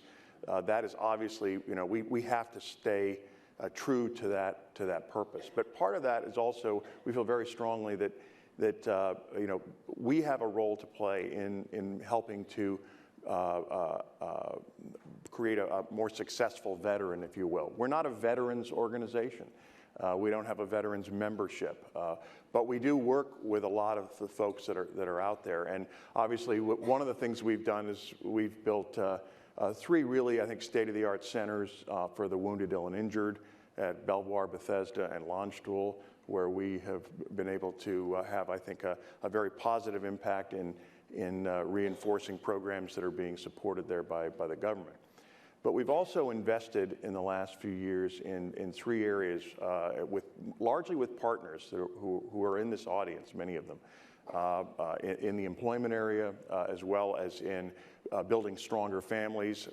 We feel very passionately about the idea that a strong military relies on a strong family, and so having that, helping to heal some of the problems like that were mentioned in the video, for example, that my husband came home, but he was different, and how do we deal with those kinds of issues? And then finally, in the sort of therapeutic area. So we have tried to be both a partner, to some degree, an investor, to some degree a mentor, and we have also learned a lot from those organizations. So the USO has been very involved. We see the critical space for us, and it's different for different organizations, is that time in transition just before they get out and just after they get out, because that's where we have the most contact with the men and women who are in the armed forces. Thank you. Thank you, JD. I appreciate that. I'd like to now provide, since we're on this panel, we're talking, looking at it from a national level. I'd like to bring Jacob Harrell into this and give a perspective on this spectrum or this industry. Jacob, there are approximately 45,000 military serving nonprofits available to veterans and their families. That's a sea of goodwill that can be difficult to navigate. Many of these nonprofits are very small. Studies estimate that 80% generate less than 100% in annual revenue. Can you provide an overview of veteran-serving nonprofits and how this sector compares to nonprofits overall? Absolutely, Wayne, and I'm thrilled to be here. So GuideStar is the largest source of information about nonprofits in the U.S. We have about 2.5 billion pieces of data on nonprofit organizations, ranging across environmental groups to homeless shelters, to organizations that are explicitly focused on serving veterans. And I think there's a very valuable two-way dialogue between the broader nonprofit sector and the specific experiences and goals within the veterans serving community. And I actually think the broader nonprofit sector has a lot to learn from conversations like this, that are a moment to take a pause and step back and try and understand an ecosystem of organizations and how they work together and how they could work together better. So broadly, there are about 2 million nonprofits in the U.S., and about 800,000 of those are what we think of as traditional charitable organizations or 501c3 nonprofits. And of that 2 million, about 45,000, 46,000 explicitly identify as veterans serving organizations, although there are many others that serve veterans that don't necessarily have that as part of their central identity. It's interesting to note that of that 45,000, about 30,000 are are local posts. They're VFWs or American Legions. The American Legion organizations make up 35% of that 46,000. VFWs make up 22%. There's a huge range in size among these organizations. There are about 585 by our count that have more than $1 million in revenue per year, and about 62 that have more than $50 million a year in revenue. And many of them are new. About 10,000 of those 45,000 have been formed since September 11th.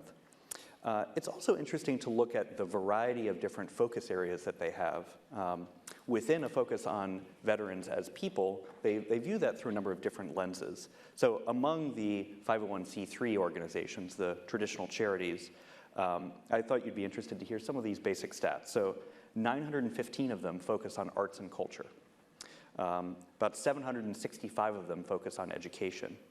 There are 30 focused on the environment, working with veterans but through an environmental lens. 27 that work with veterans through an animal lens. 210 focused on health. 1,366 that are focused on human services. And then there's this broad, vague category called public or societal benefit that has about 2,500 organizations that are focused on veterans. So there's an immense amount of diversity. So when you look overall at this ecosystem of veteran-serving organizations, you see that it's a large ecosystem. It's quite diverse. It's relatively fragmented.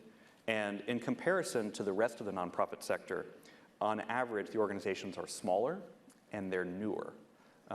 So to me, that offers an opportunity for just this kind of conversation to think, how do we take this moment in history and ensure that this broad, diverse, big, but kind of new community of organizations operates at as high a level as possible. And then my hope is that lessons learned from that can then get transferred to other parts of the nonprofit community. Staying in the nonprofit, on that nonprofit conversation, as a nonprofit leader, Stephanie, I'd like to ask on behalf of my peers out there leading nonprofits, what do we need to know and understand about funders? Oh, well, where are the funders out there? Raise your hands. So you also want to be asking those people when you're networking. So help me out here. What do nonprofits need to know about funders? Well, I think it's important to understand that foundations and philanthropists have a mission, and mission really drives the work that they do. And you know, part of the work that I do in Washington in trying to create the conditions and the climate for good partnerships between government and philanthropy is to really disabuse the notion in many quarters that foundations are like your local ATM, that you can kind of walk down to the corner and ask for some money and for the work that you are doing and walk away with a check. And I think probably for most of you who have been trying to work certainly with the foundation sector and the philanthropy community know it's not that easy. Our foundation sector really, no matter whether they're investing in community development or veterans support, really are looking for strong impact, are most of the time in it for a longer haul. Granted, the recession in 2008, I mean, it changed for all of us, certainly, and there was a lot of emergency funding, if you will, for sort of short-term needs, given what was happening with communities in the recession. But, you know, for the long haul, I think funders are it's safe to say, looking for some impact. And, you know, the return, there's a return on the investment, but it's not your traditional bottom line, you know, return of the corporate sector, but rather, foundations want to know what's happening with those individuals, the beneficiaries of this work, and how has the capacity of the nonprofit delivery system really been built, solidified, improved, certainly in communities, that there's community impact that's out there, knowing, especially in this arena, we're talking about transition to community. So there's a lot of impact on community when veterans are showing up in those communities and asking for services. And there's been, you know, a fair amount of pressure on community services, certainly since the recession. with all of the needs, what I call the garden variety needs that are out there, and then adding in the return of a large number of veterans into communities, then is also sort of stretching a lot of those systems who may not have cultural competence, to deal with veterans. So I think that what we want to do is we want to work in partnership, certainly with the nonprofit community, but we also need the nonprofit community, the service providers, to understand about our culture, certainly as funders, and to look at what our missions are and to help us achieve our missions as well. Thank you. Thank you. I appreciate that, Stephanie.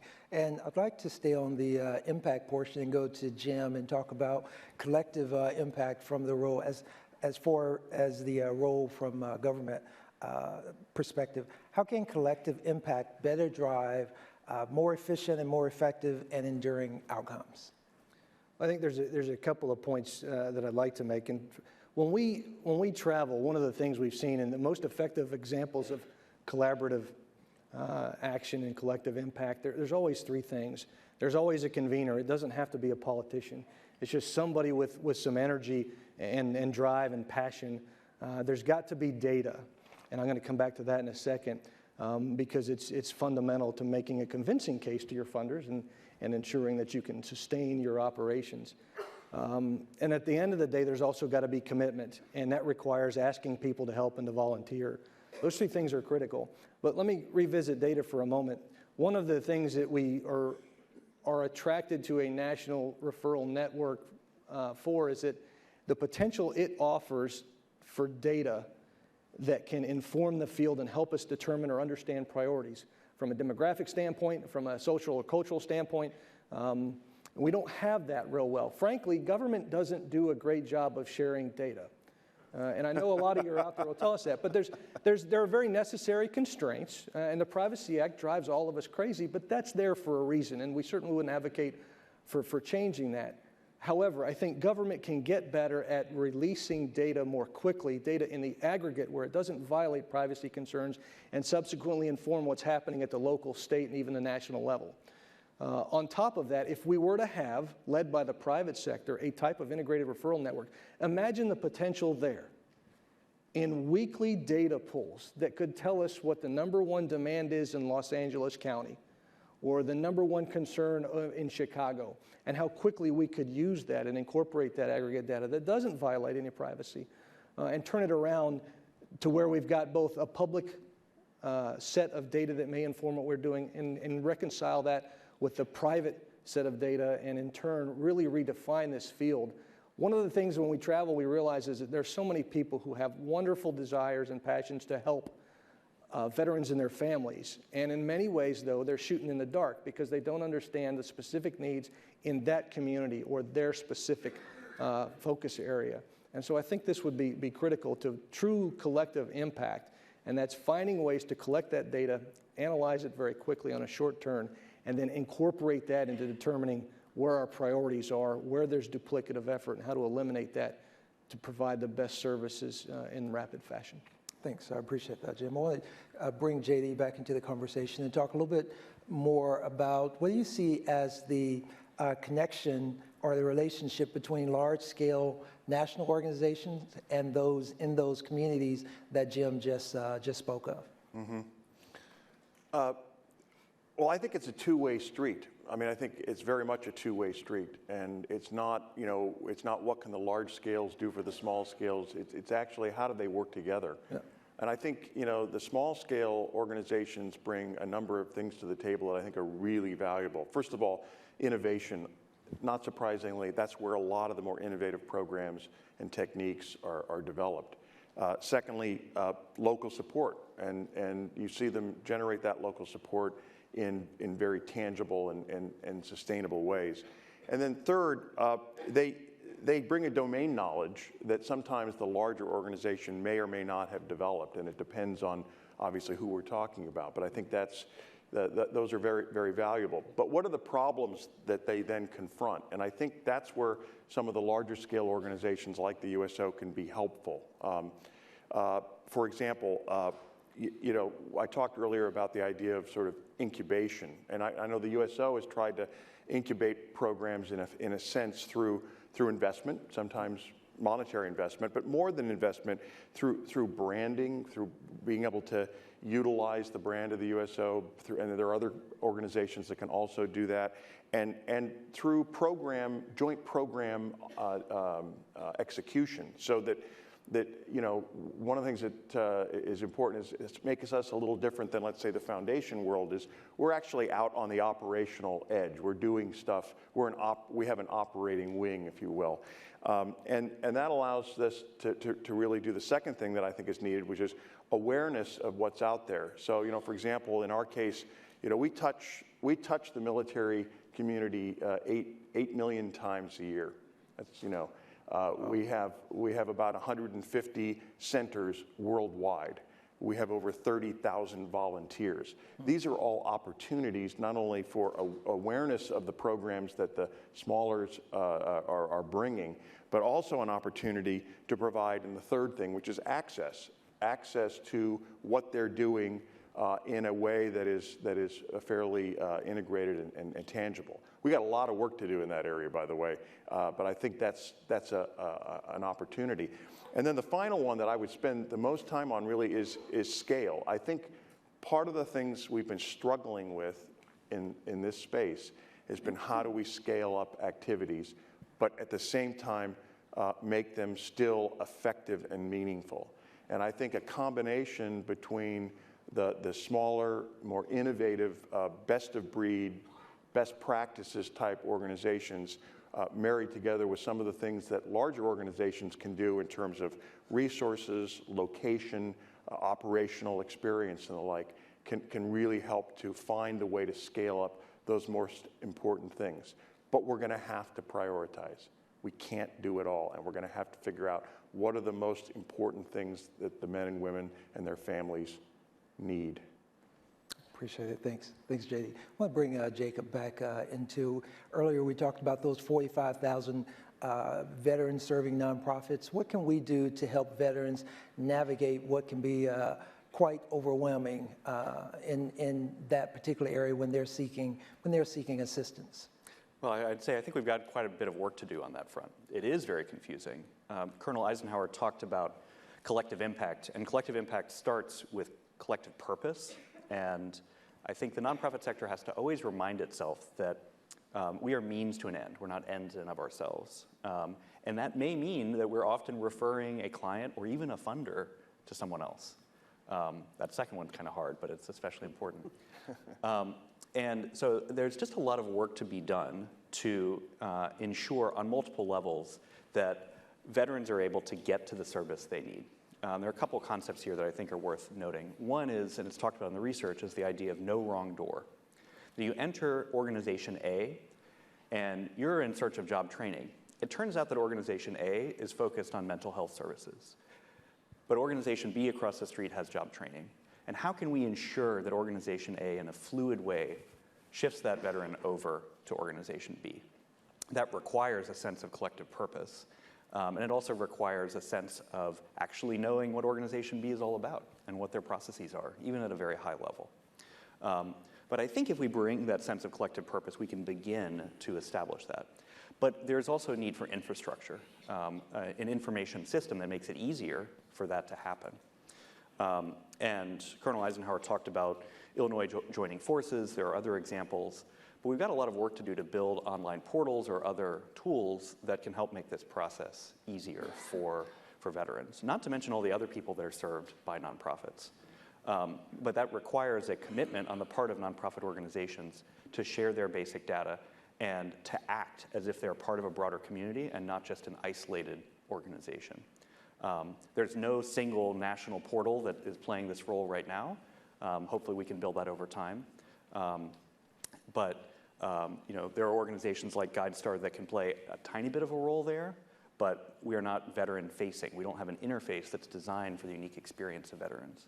And that's something that can be built at the state level, at the national level, at the local level, and you really need all of those.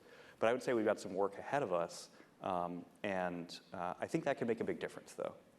And I think it's urgent. Because if we spend too long, then I think some people are going to throw their hands up and say it's all too confusing for me. I'm overwhelmed by these 46,000 organizations. And that's something that I hope that this conversation can help lay the groundwork for those sort of platforms and tools down the road. Thank you. I want to actually follow up on the data portion. How can funders such as Stephanie and those that she represents, and veterans like myself and many of those out there in the audience, use data from GuideStar to make informed decisions? So, I mean, there are a whole range of different, what we call use cases. So an individual donor may come to GuideStar looking for information about where to give. An individual organization may come to GuideStar looking for a partner. A journalist or a researcher may come to GuideStar trying to understand a field. And as I said, we have 2.5 billion pieces of data. There's a lot there. We have some work to do to make that data more and more accessible. And over the course of this year, we're completely redesigning our user interface. There's another piece to it, though, which is also sharing data. So most of the data we have comes from the tax forms that nonprofits file with the IRS. But we as a field have too long allowed our story to be told by a tax form. I mean, can you imagine telling your own story as a human being by your 1040? And yet we in the nonprofit sector somehow think that a 990 is going to tell the full complex story of nonprofits. And that's why another thing that we ask nonprofits to do is to come to GuideStar and share more data about your goals, your strategies, what's happened so far. And we've had 107,000 nonprofits do that so far. So we can begin to round out our understanding of nonprofits in a way that goes beyond just a tax form. And Stephanie, where are the gaps for the funders? Yeah, so I think there's a couple of points here I'd like to make. I think it's important, before we can talk about sort of gaps, but we need to understand, I think, in the philanthropy sector, what it is that the government funds and what it doesn't fund. This goes to, I think, something that Jim was saying earlier. It's really hard to get that kind of aggregate data out of the government, trying to figure out what is it. And so it is, I think it's a good role for organizations like ours as a national association, is to bring the people who can tell that story. Yep.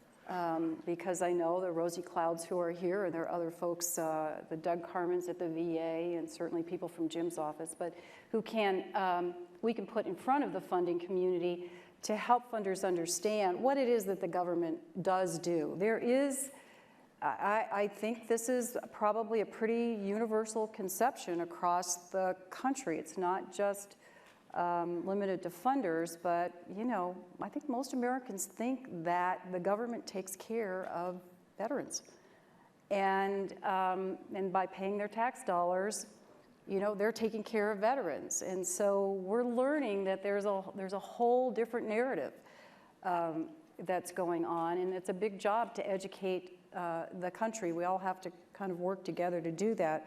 So that's sort of a first point. I think it's very important also for the foundation sector that's not in this space, as we call it, funding in this space, to really understand the unique needs of the veterans, the post-9/11 veterans, and to really understand what that landscape is. And I do think that having the reports such as what the Bush Institute has done, and there's certainly a lot of reports out there that really lay this out so that people really understand kind of what the needs are of this particular cohort of veterans. Foundations don't typically operate programs themselves, so the information coming in from the nonprofit providers, all of this, there's 40,000 that are out there, but it's very important for nonprofits, I think, to educate funders about what's missing in communities as well. And we need better kind of community strategies. If we're talking about successful reintegration and engagement of all of the aspects and facets and institutions and communities, then we need to have a good community-wide strategy. And we've certainly seen some successes with some of our members, the San Antonio Foundation, certainly the San Diego Grant Makers, the Community Foundation in Lincoln, Nebraska. that's really working with the Adjutant General there and has put together a whole community program, if you will, for National Guard members. I mean, I think that's something, that's a piece that a lot of people don't, they kind of go like, oh my gosh, sure, the National Guard. People sort of think of people like Jim Eisenhower wearing this, you know, nice fancy uniform and the pictures that we see on TV, but there's all of our neighbors who have served in the National Guard in these conflicts. And so we have to kind of remind people about who's out there and what kind of needs that they have. I think we need to do more, certainly, in our sector. I'm going to get this data right, but just to put it into a bit of perspective, the total veterans grant making that we pulled out of the database at the Foundation Center, which is sort of our data collection agency, if you will, for the foundation sector. So from 2003 to 2013 was about $800 million, as $60 million in 2013. So considering that foundations gave about $50 billion in 2013 alone, we know we have a lot more to do, certainly in our sector, to get more funders interested in this work.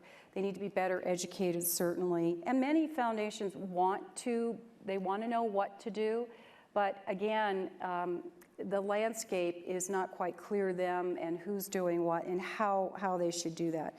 We also need to strengthen ways in which our current funders, those who are in the veteran space, can help their peers who are not quite there. You know, we've got community foundations all over the country. There's about 750 community foundations in the United States. They're a really good resource and should be engaged in helping communities plan these strategies.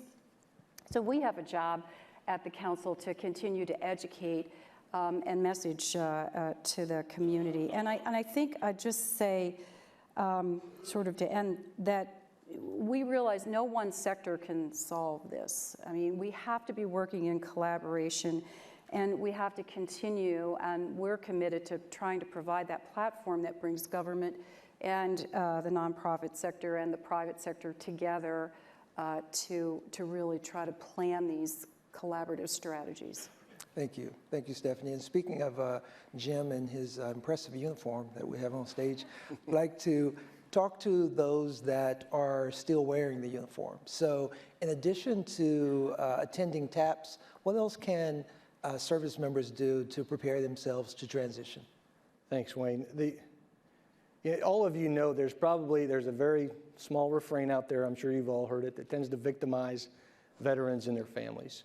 And that's not meant, when I say that, to diminish any of the very serious challenges that some of us face. But at the end of the day, we're a reflection of society. And the proof is that we are contributing members to the communities, and we're civic assets. And one of the things that General Dempsey just recently signed with each of the Joint Chiefs was a letter that's going to go out across the Joint Force, reasserting what he is calling the call to continued service. There's historical precedence for this. We saw this right after World War II, during the drawdown then.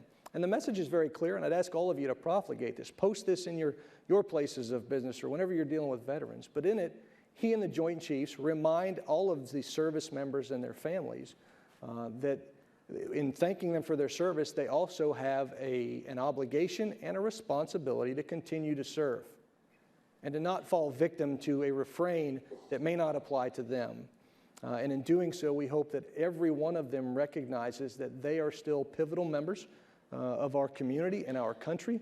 They can help chart the nation's destiny just like our forefathers, those who have come before us, those veteran generations before us did. And in fact, we need to set that same example of investing in our civilian community and the civilian sector just like those who came before us did, so that we inspire others, the youth of America, to raise their hand and become members of the all-volunteer force. At the end of the day, transition and reintegration should be an individual responsibility. You've got to plan for that. You've got to take responsibility for it.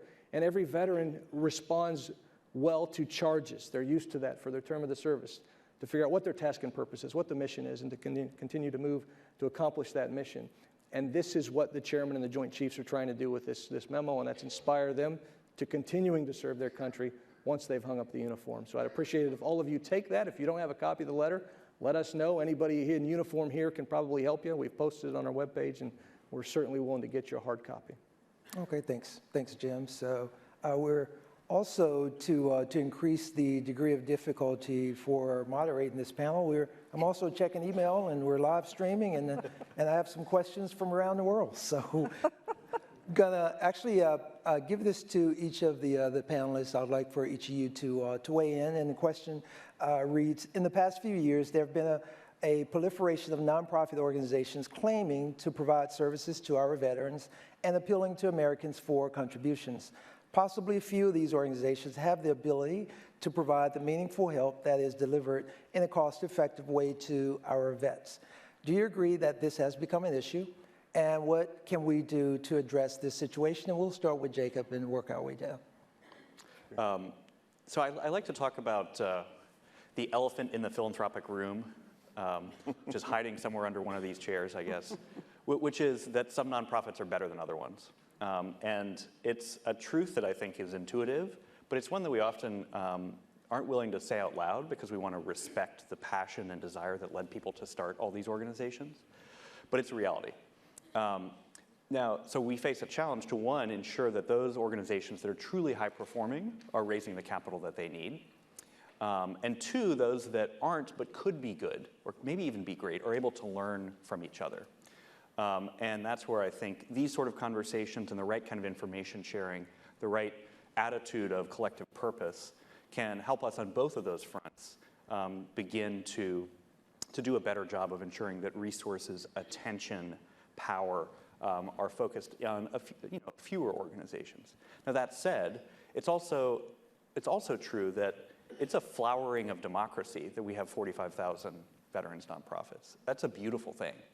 And it represents the diverse, decentralized, grassroots passions of the American people.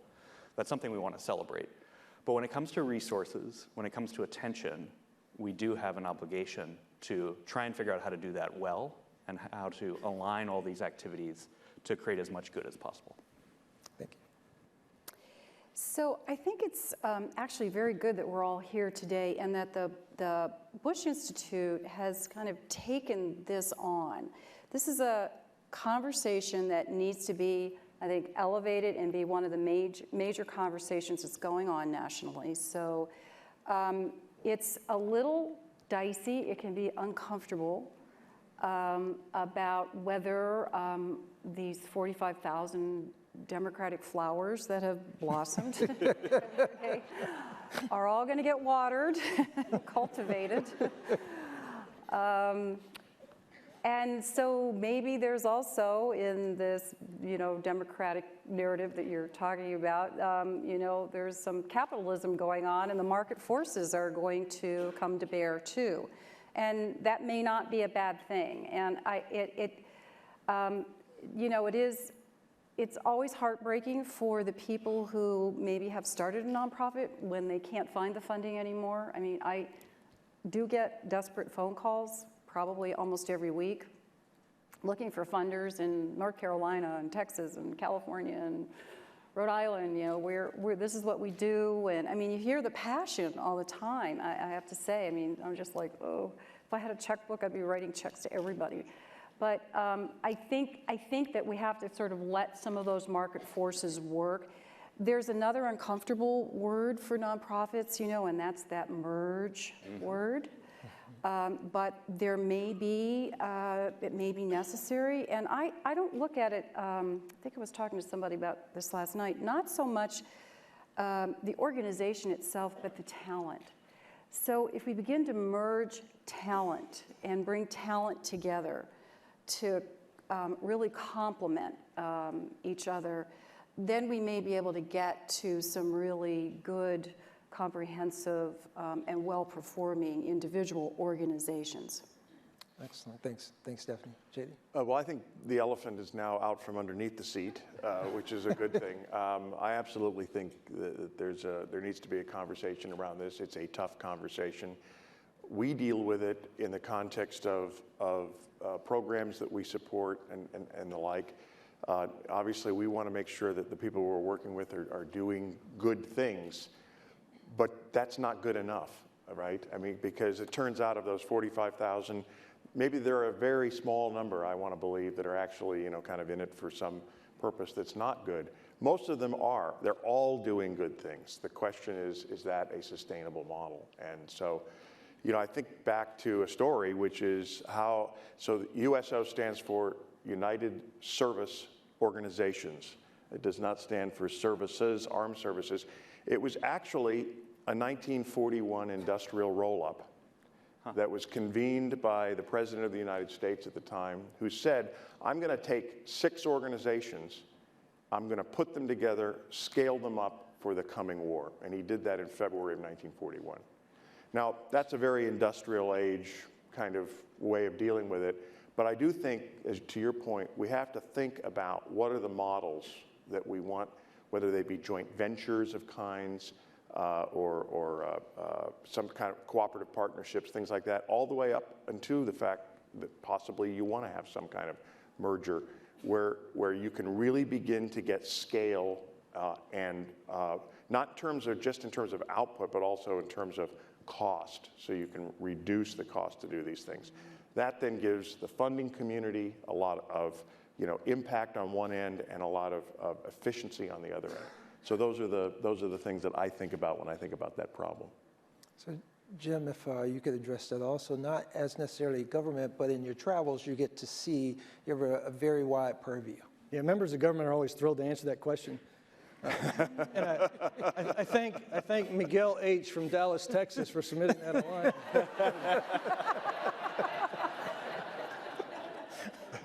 Is your lawyer here with you, Jim? Oh, he's watching. He's watching. The reality is, I hope that came from a veteran, and I'll just address it to veterans.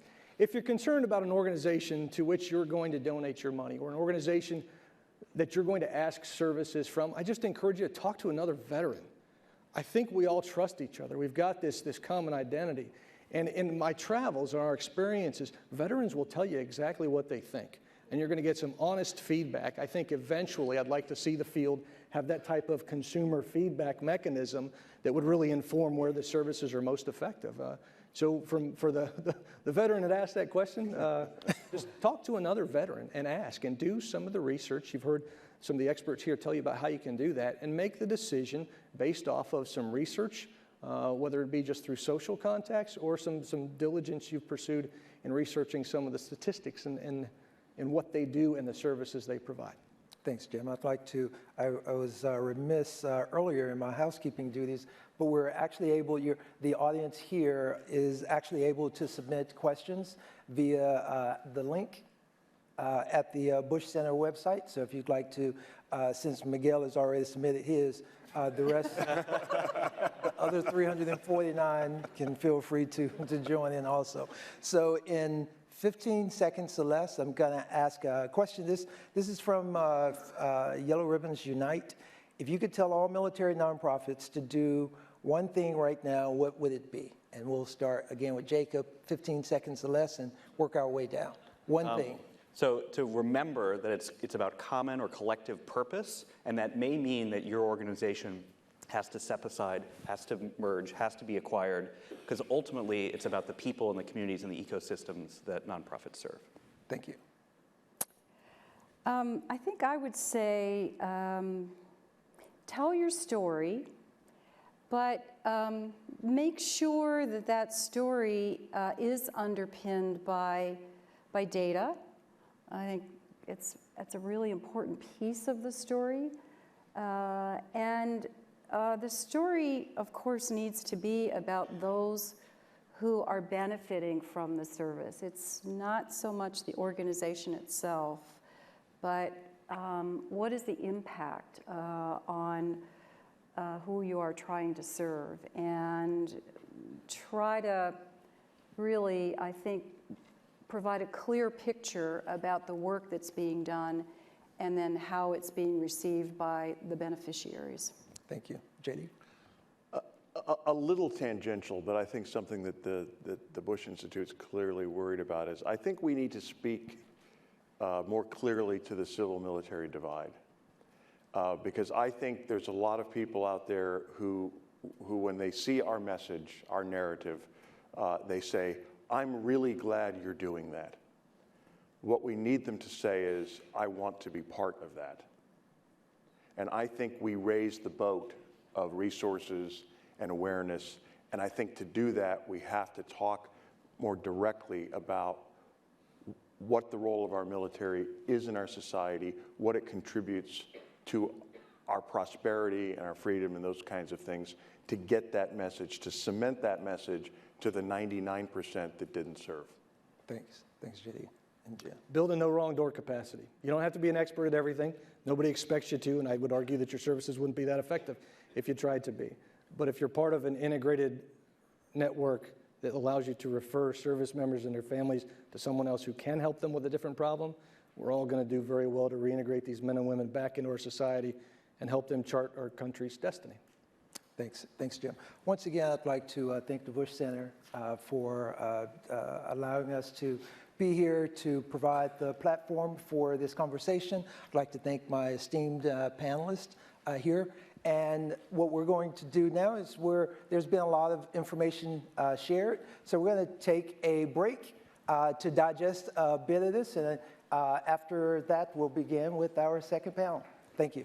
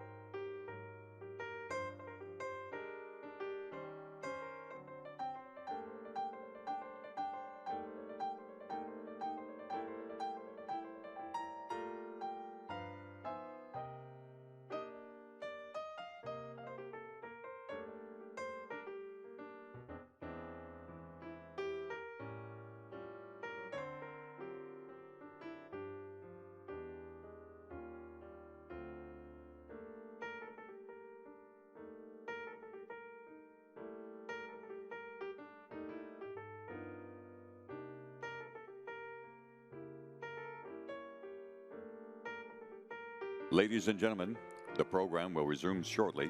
Please take your seats and silence your cell phones.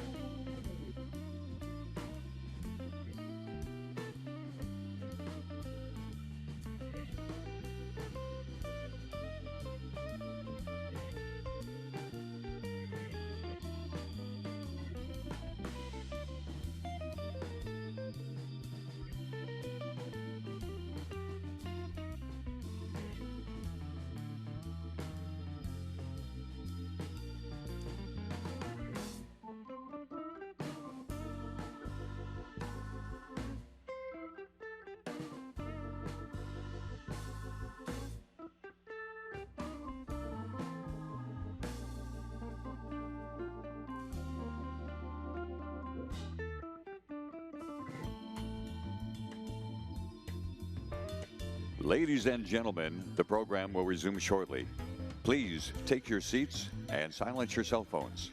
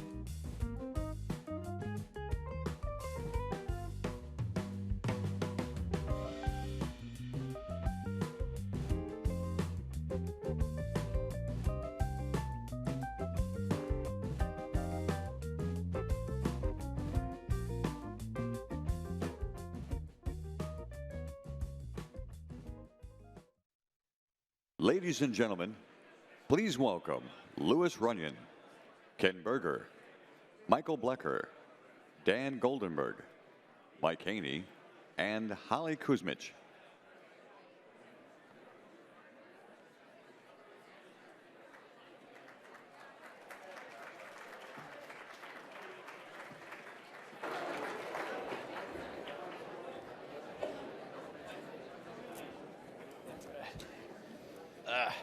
Okay, welcome back from the break, everybody, and welcome to panel 2. First, let me just, as a quick reminder, mention that at the top of the back of your program today are the instructions to submit a question for the panel, and we're also taking questions from those viewing online today. And I'll be receiving those up here on my iPad. So if you have a question, feel free to email it in. Let me do a quick introduction of our panel again so you understand who's up here on stage. First of all, we have Mike Haney, who's the Vice Chancellor of Syracuse University. He's responsible for Veterans and Military Affairs there.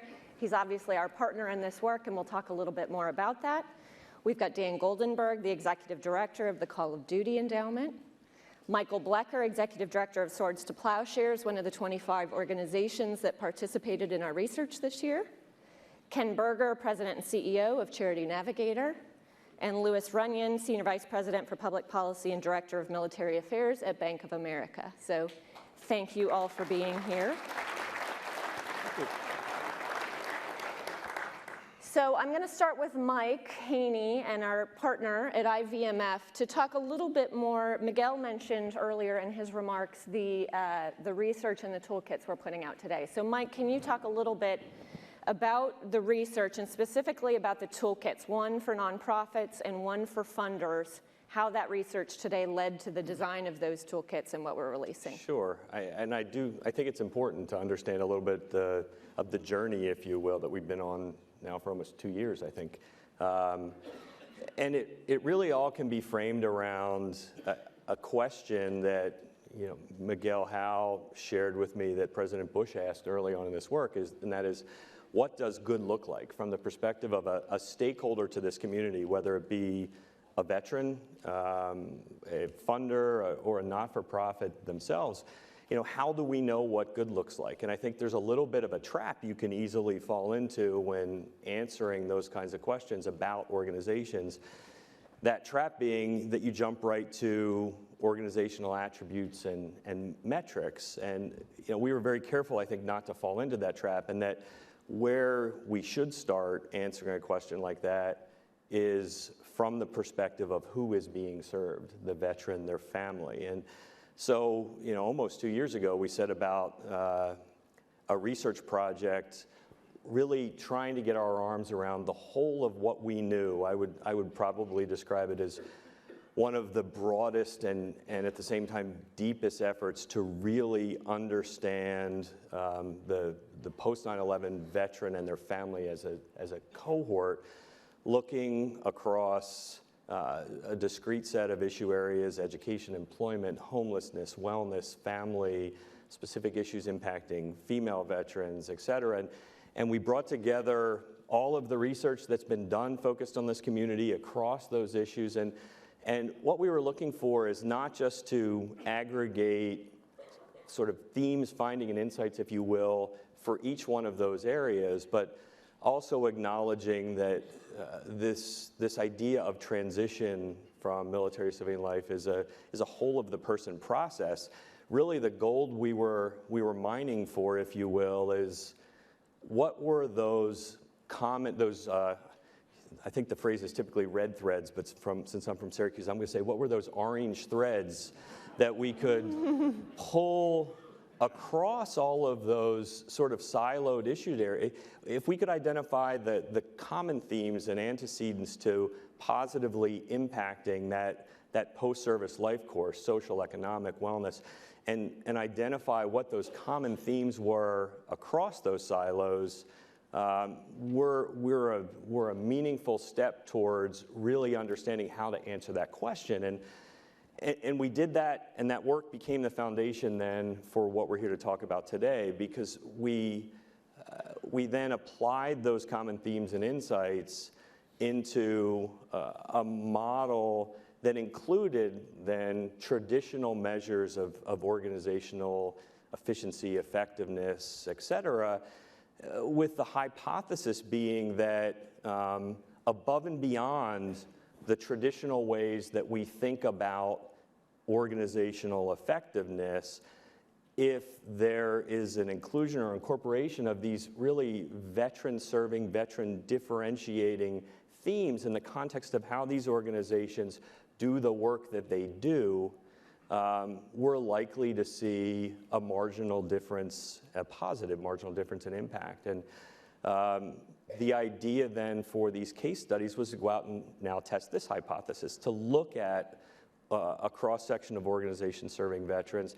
such that we can understand, for example, the extent to which social connectedness, one of those orange threads that the General mentioned earlier, that's one of those findings, the extent to which social connectedness is embedded in the service delivery, the organizational design, et cetera, of a veteran serving not-for-profit, regardless of what their mission is, whether it's employment or education, the extent to which there are means and measures to advance social connectedness, we'd likely see, the hypothesis was, greater and more enduring impact. And that's really the purpose of the case studies, but then the case studies informing these toolkits. And really, it was the difference between research and actionable research. The toolkits became a measure or a means for us to take those insights and findings and turn them into actionable tools for stakeholders in this community to help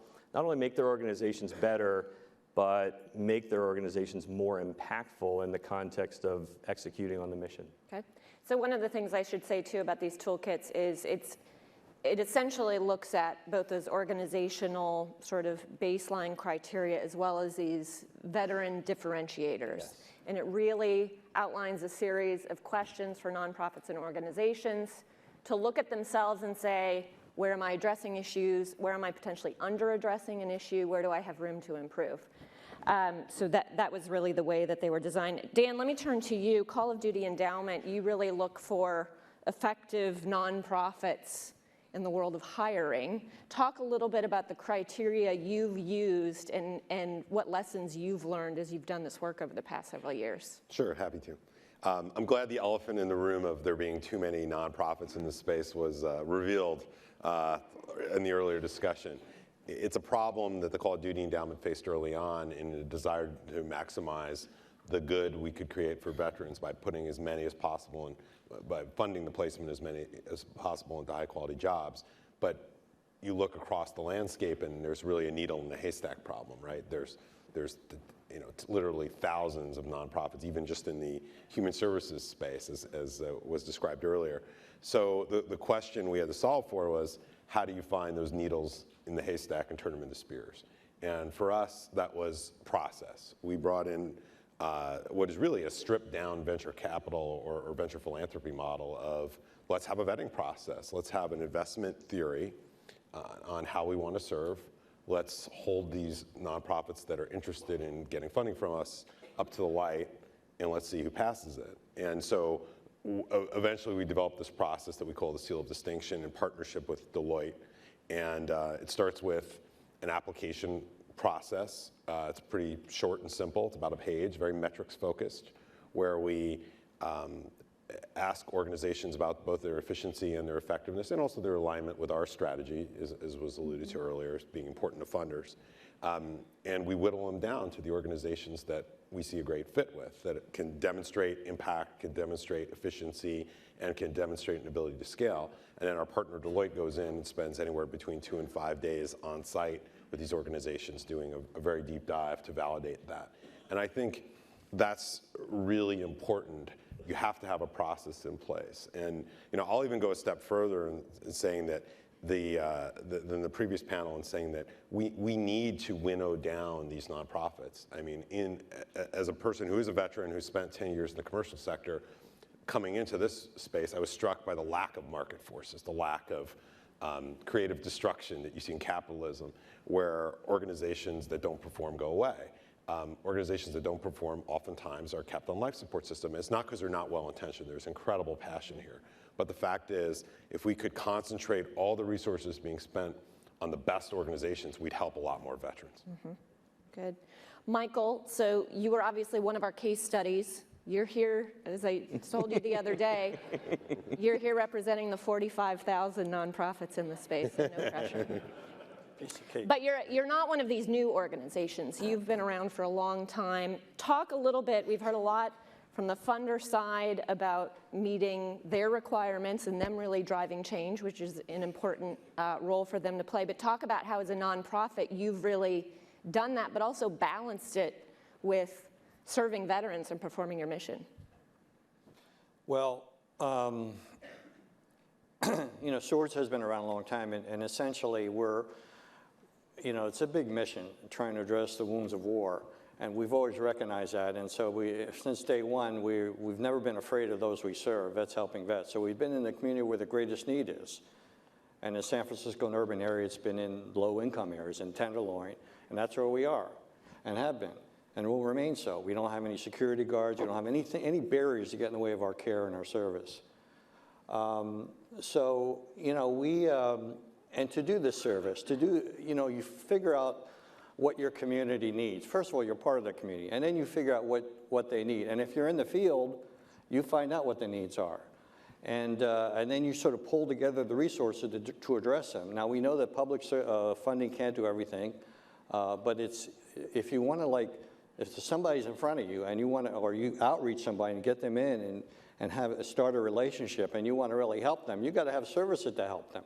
You don't want to send them away somewhere, send them down. Every time you refer somebody out, you lose folks. We have veterans, especially during, from the Vietnam War, we learned a lot about how to take care of veterans when, the country was not particularly, when they were really shut down in terms of the needs of vets. They couldn't separate the war from the warrior. So we learned to depend on one another, sort of like medics in the field. And so we learn what you have to do. You have to fight for your services, but you have to have services for jobs. It was always been about jobs and getting folks back into school or training. It's always been about counseling, working with, establishing rapport. You can't just give somebody a brochure. You have to establish a relationship with someone. And over the years, we discovered so many vets didn't have independent housing. So we had to do housing. We did it because no one else was doing it. And some of the most innovative practices really occur at the community-based level, whether it was these stand-down functions. I mean, even post-traumatic stress, I remember there was no such thing as post-traumatic stress. It was post-Vietnam syndrome. And it was the community that discovered that our community, our brothers and sisters were dying in droves and killing themselves and living self-destructive lives, that we had to, force the issue, which we did. We forced the mental health profession to recognize that there's a problem with combat trauma and got them to recognize, and then there are resources that come after that. But it's hard to do it just with private funding. You need the public resources.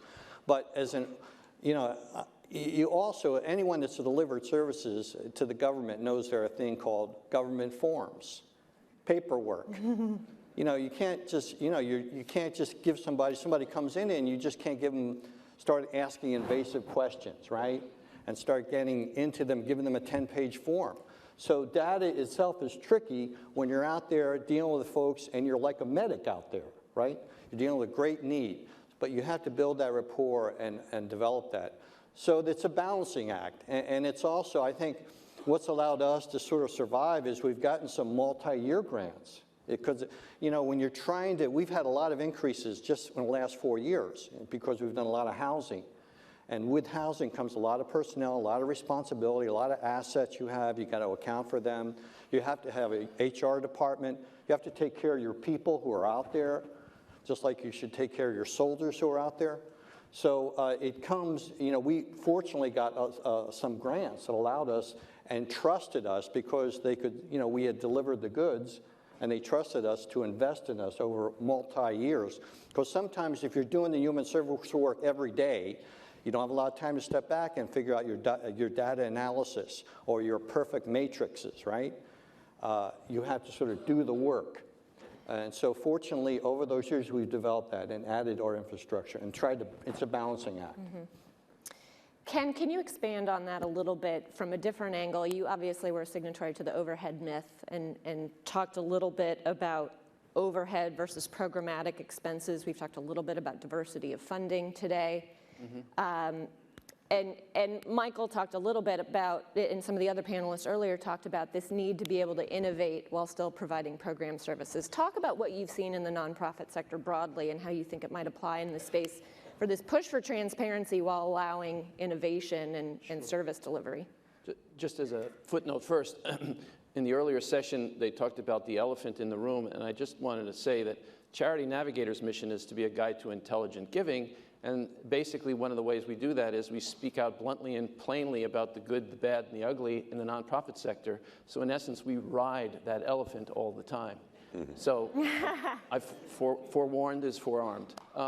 So basically, this overhead letter was created by Charity Navigator, GuideStar, and the BBB Wise Giving Alliance because we were concerned that there was an overemphasis on one metric, and that is overhead. It was mentioned before about the tax form and that the entirety of the nonprofit sector was being encapsulated and judged by overhead.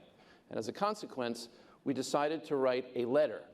And the first letter we wrote was to the donors of America, and it said, overhead is not the most important metric. The most important metric of all is the results of the work. And we need to move in a direction of thinking about that and focusing resources in that way. Overhead matters from Charity Navigator's perspective, but it's not the primary metric. So after we wrote that letter, it got a lot of success. There's a website, you can check it out, and a lot of nonprofits have used that letter with funders to try to move the needle on this notion of overhead. But at the same time, right after we wrote that letter, I said to my colleagues, if this is the only letter we write, we're in trouble. Because we run the danger of having every donor in America sit on their hands. And why is that? Because the vast majority of nonprofits, the vast majority, 90-something%, perhaps more, are currently incapable of meaningfully reporting on their results at all.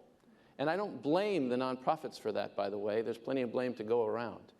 But the notion is, if we're telling donors, don't look at overhead, look at results, and the vast majority of nonprofits can't report on their results, we're in this terrible state. So we wrote a second letter. The second letter, which has not been as popular as the first, was a letter to the nonprofits of America. And essentially that letter says, there are 3 critical things that every nonprofit needs to have in place to function effectively, arguably, actually 4. One is you've got to have strong fiscal management. Second is you have to have strong independent governance. Third is you have to have results that you measure and report on. And then the fourth is you need to have capable leadership that brings all this together. I think of it in some ways as a tricycle. There's two little wheels in the back and one big wheel in the front. The two little wheels in the back are finance and governance. The big wheel in the front is results. And then you've got capable leadership riding that tricycle to get forward momentum. You need all of those things. And nonprofits have to do whatever it takes to get those things in place, to find the funding. I wanted to say one last thing. We're planning to write a third letter, maybe a fourth and a fifth. We want to write one to foundations, to government, and to other key stakeholders to say, hey, you keep telling the right message to the nonprofits when you say they've got to focus on results, but there's a problem. You got to pay for it. And it doesn't cost the same as it does the way things have been in the past where we've counted activities. So measuring is the first step, but meaningful measurement of what matters most has to come next. And if you want the nonprofits to do that, you've got to fund that overhead. You've got to fund that infrastructure. You've got to provide them with training, because otherwise we're going to be sitting here 10, 20 years from now, and we'll be in the same pickle we are today, where the vast majority of nonprofits can't do this even if they want to. Thank you. Louis, Bank of America's obviously made a lot of investments in the veteran space. Talk a little bit about your philosophy in this area and how you've approached the work. Sure. Well, thanks. It's an honor to be here with all of you. So I'll talk a little bit first about the bank, and then secondly about our clients. And so the bank has been involved with veterans for over 90 years. We've had the good fortune to build some robust hiring programs and have hired just about 7,000 veterans over the past 3 years. That's important to us. It's important to our culture. We've been a leader in the funding of the Military Service Initiative with the Bush Institute because we believe that the reach and the work that Miguel and your team is doing here, so we're excited about that. We look at things probably since 2008 a little bit differently now when we're asked to fund things. And I think in the past there was a lot of, all right, what's the marketing opportunity? And I can tell you when it comes to my team now, the marketing opportunity is great, and to my marketing colleagues watching online, I'm sorry. But for what's most important to me is, okay, what's next? So what can we measure out of that? And that's what our team looks very closely at. And my colleague, Jeff Cathy, in the audience, and I and another look at how are we affecting that veteran population. That's our responsibility as veterans. It's our responsibility as good corporate citizens. So when foundations come to us or when not-for-profits come to us for funding, we want to see what the measured result is. It's not only important for us, but it's important for our clients. We recently did a survey of our clients and asked them how many of them would like to see their investments or a portion of their investments directed towards social, political, or environmental impact. 50% of our clients told us that they would like to see a portion of their investments directed to those causes. 60% of females said that, and 75% of millennials said that. So that's very important for our clients, and we understand that they'd like to see outcomes. That spurred us to think about some innovative ways to use finance to help measure some of these outcomes. And so one initiative that we've looked very closely at is pay-for-success financing. We've had some experience with this through prisoner recidivism, early childhood development, elder care.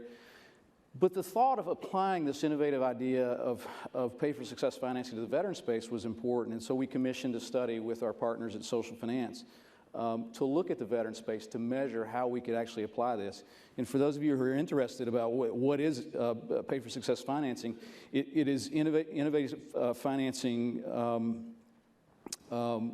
mechanisms designed to raise private capital to expand social and social service programs typically delivered by third-party organizations such as VSOs, NSOs, not-for-profits, which allow the government to repay the investor only for results. So these sorts of ideas have to have very robust data.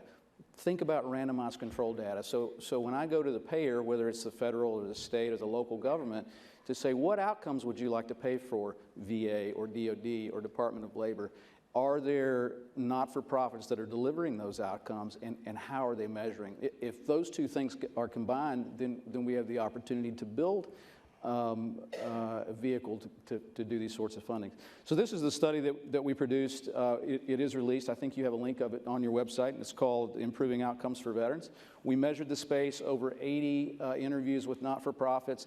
What we found is there's not a lot of robust measurement going on, so we get a lot of outcome. So I'm not measuring elephants here, but if we're going to build, if we're going to use this particular mechanism to help fund effective interventions, we have to have effective measurements.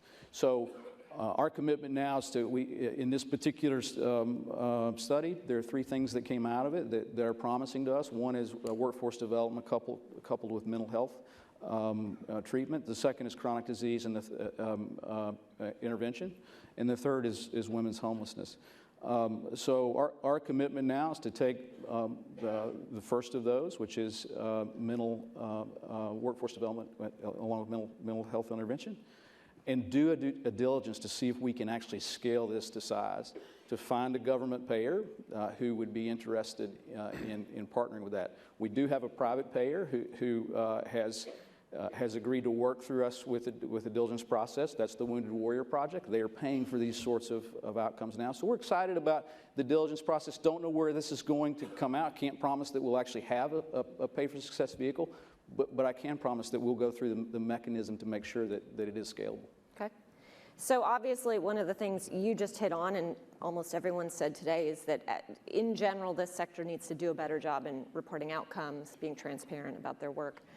Can you all, this is a question for anyone on the panel, get specific. Talk about where you've seen this work well, and if you want to name names, you can. And talk about where you've seen it really fall short. And there you don't have to name names, but you can be a bit more general. But dive in a little bit in terms of some of you who've really sort of looked at this issue. I can start focusing on employment as an example. Every quarter I know how many placements every grantee of ours has made. I know what the average starting salary is for those placements. I know if they're in the job 6 months later. I know what the demographic of the placement is. Was this a post-9/11 vet or not? What industry, what function? And I would argue that if you're in the employment space and you can't answer those questions, you either need to be able to, or you need to get out of the employment space. That's the expectation.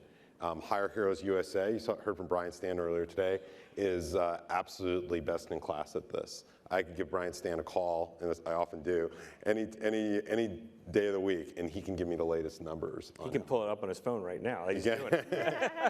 That's best in class. I think Mike will agree as well.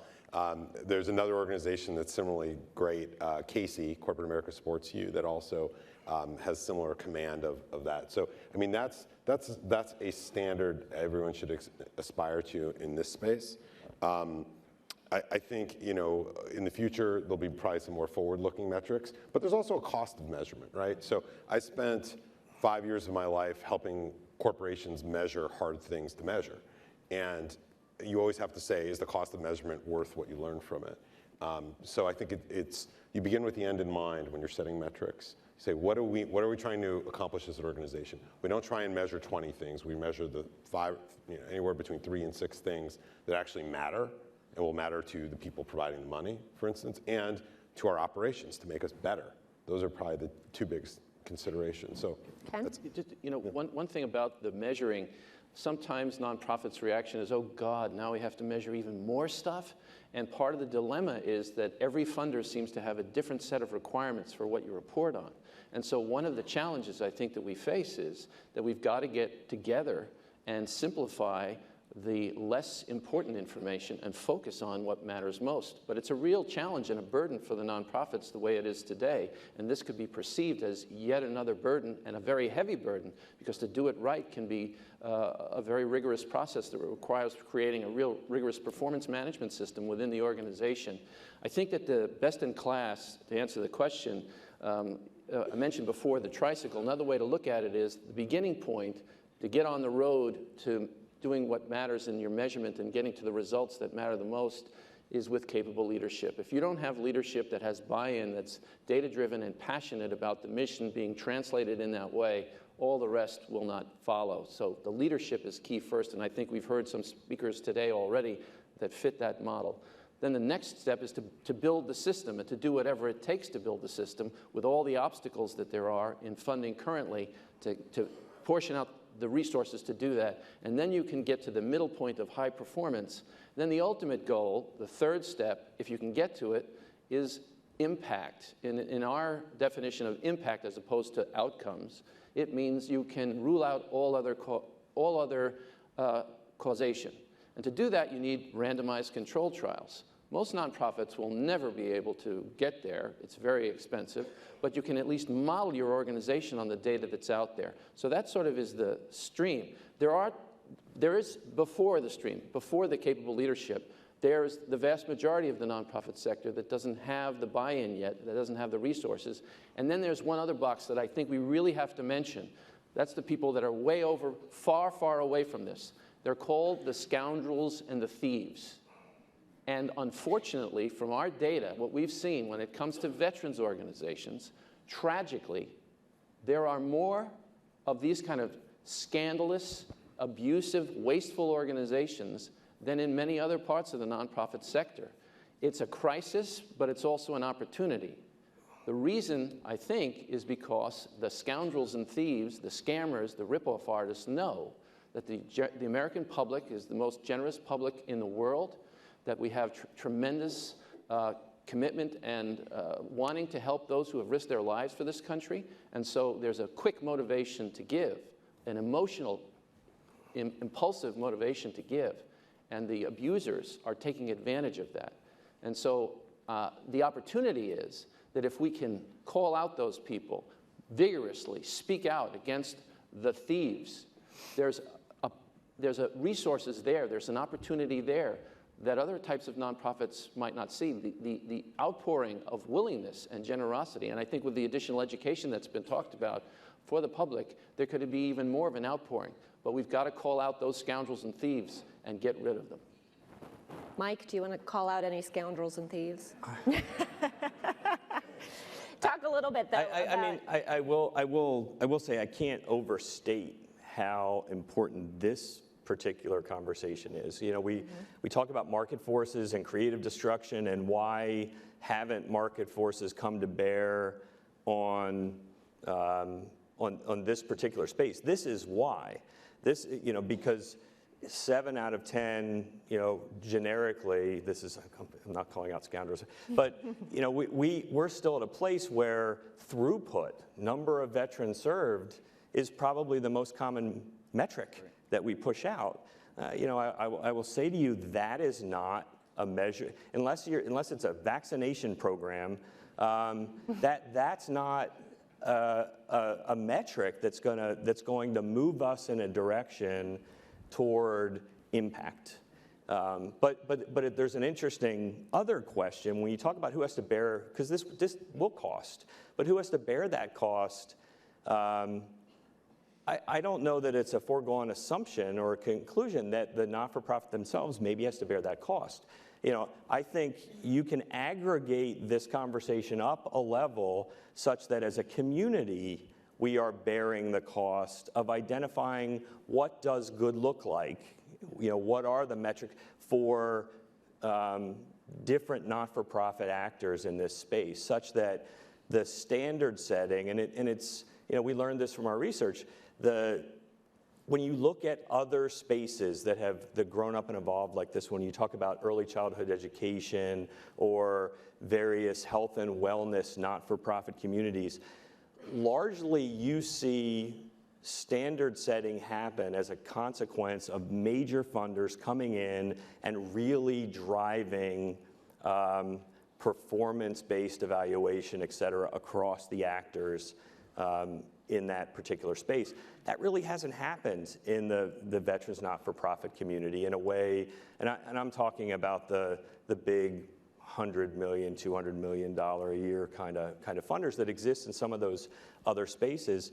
That hasn't happened in this space. We have lots and lots of funders funding lots and lots of different things, if you will. And as a consequence, we haven't really gotten to a place where we have good performance. We saw this across almost all. There were great organizations we looked at, but even the great ones ultimately, and they recognize this, I'm sure, could do better as it relates to really understanding how to answer that question. What's impact look like? And I think maybe part of the call to this group, and this is why the work that's happening at the Bush Institute is so important, is as a community, rather than the burden of this falling to the individual not-for-profits, as a community, we answer those questions, we set those standards. Just one cautionary note on that, which is that would be a great place to start, but from everything that we've seen, the only time it works at the end of the day with the individual organizations is it cannot just be a toolkit, it cannot just be a list of resources or a portal. There has to be customized somebody has to handhold the organization to get it there. So that also has to be part of it as well. Michael, can you talk a little bit about how Swords has done this over time? You've obviously seen sort of changing issues in the veteran landscape too. You've had to decide what you're going to tackle as part of your organization and where you're going to let others be the expert on that issue. So talk a little bit about how you've navigated it. Well, again, if you're a community-based organization, you let your community drive you those kind of decisions. You find out what the needs are. If a portion of your community is homeless, and you try to do something about it. Either you make sure the vets get their fair share of the housing resources in your community, and you can do it because you're a part of that community, and so you advocate, or you do the housing yourself. Some of these main care services like finding vets jobs, right, or finding housing veterans, or helping vets with their disability and comp claims with the VA are very it's easy to measure those things.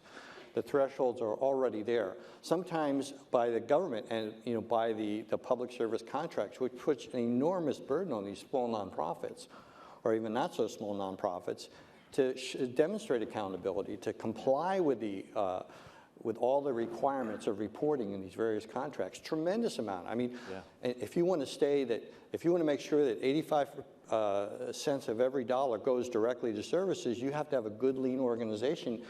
But you can't do some of this mainstream care without that public support. But you can't be accountable that well to private support that allows you to develop the systems so you can measure this stuff. Sometimes it's hard to know what the funder really wants. What's that secret matrix they're looking for? It's easy to tell folks how many jobs you were able to get, the difference in the salary someone had before and after they saw you, or the difference you're making is how many times somebody went to emergency hospital, and after you intervened, they had less visits to emergency hospital, how many are still housed independently. That's pretty easy stuff. But when you're trying to make an impact on your policy, or you're trying to, even our Combat the Community, where we're trying to, because so few folks wear the uniform, we're trying to show the military culture so they understand the issues. They're not afraid of the issues. They understand what resources there are. How do you measure those kind of things can be a little difficult. But there are best practices you can use. But it is a burden for a nonprofit that's really operating in real time and seeing, 40 veterans every day who are dropping in, new vets, to sort of like make sure you're addressing that.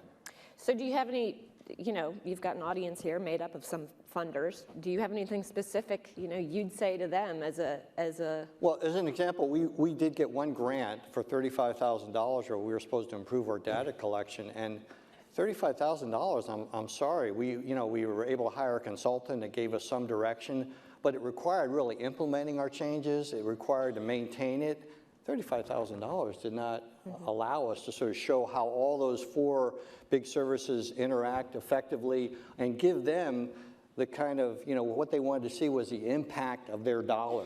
And they wanted to demonstrate, we had to demonstrate to them how every decision was data-driven. Not so easy to do. We sort of know what we need to do. We're like a big part of the community. But to be able to demonstrate and to stop what we are doing to come up with this new arrangement to satisfy that funder, what are we doing? Who are we responsible for? What's our mission, right? I would add, I appreciate the challenges that you have, and I think that I've heard that more than anything from not-for-profits in working on this Pay for Success project.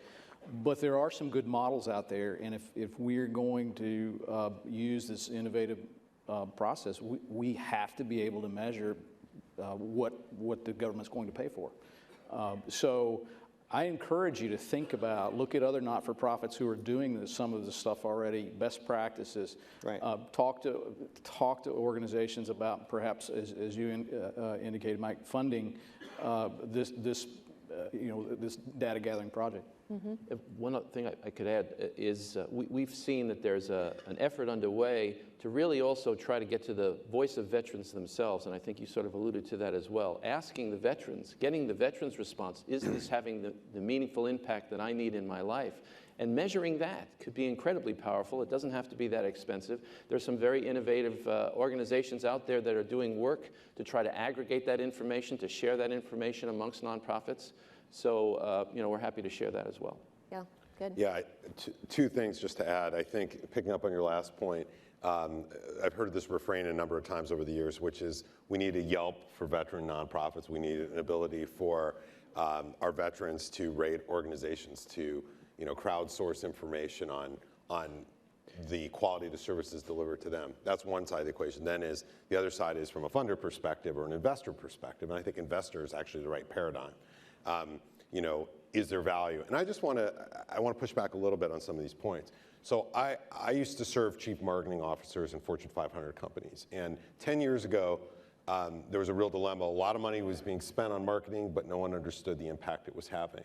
And I saw lots of chief marketing officers at big companies wring their hands and say, this is too expensive, this is unmeasurable. I then got to meet with a Fortune 100 executive who had every measure that folks said was impossible to measure right there on his desktop, updated hourly. And what I learned from that was, almost anything can be measured if you're willing to put resources against it. And while it might be expensive or difficult at first, over time those costs always come down because the technology improves and the availability of data. So, I think what has to happen is a funder and a grantee have to come together and reconcile what matters to them both. And I think that the grantees have to push back when they don't understand why something's important or why it's taking too much effort. But it can be done. That could be a scary conversation. I don't know. I wish Brian was up here, but he's shaking his head. We don't think it is. It's a different space, but the conversation needs to be had. And today, it could be a scary conversation. The post note to this is today that what I saw 10 years ago on that chief marketing officer's desktop that he was viewing is commonplace now across the Fortune 500. Right. Good. We've got some questions coming in. Let me turn to one of them. The first one, everyone nods their head and agrees collaboration is needed, but falls short on executing tasks to achieve it. How do we manage compliance and getting collaborators to actually deliver on their promises? I'll speak from a funder's perspective. I think funders, Maureen Casey's here somewhere, every opportunity I get a chance to collaborate with Maureen, whether it's conversation, how can we help make the space better? As funders, how do we do a better job of helping collaboration? So if I'm seeing something that's working well in the employment space, I want to share that with my colleagues and with my fellow funders because what's the saying, a rising tide floats all boats. So I think as funders, we have a responsibility to do our own collaboration. There's no secret sauce. I don't have anything hiding over here in the veteran space that I'm going to drop on JP Morgan tomorrow. I promise, Maureen. So let's do a better job of collaborating. Okay. I'd like to give a shout out to 3 organizations that are doing this very well. One, this guy's sitting right next to me. I don't know if you're going to talk a little about NY Serves. I don't want to steal your thunder, but I think IVMF's done a wonderful job taking collaboration to the next level. I'm going to let you talk about that part, but it's a pretty cool story. Though it's early in the story, I think it's pretty neat. I think there are other examples like in Los Angeles, USC, CIR brought together 200 nonprofits in the area and got them to deconflict on a monthly basis, collaborate, cooperate. So there's models that way that are lower touch. And then there's a new organization out there called NABSO, National Association of Veteran Servicing Organizations. They got organizations to come together and share best practices nationally. It's a pretty interesting organization and model, something we support.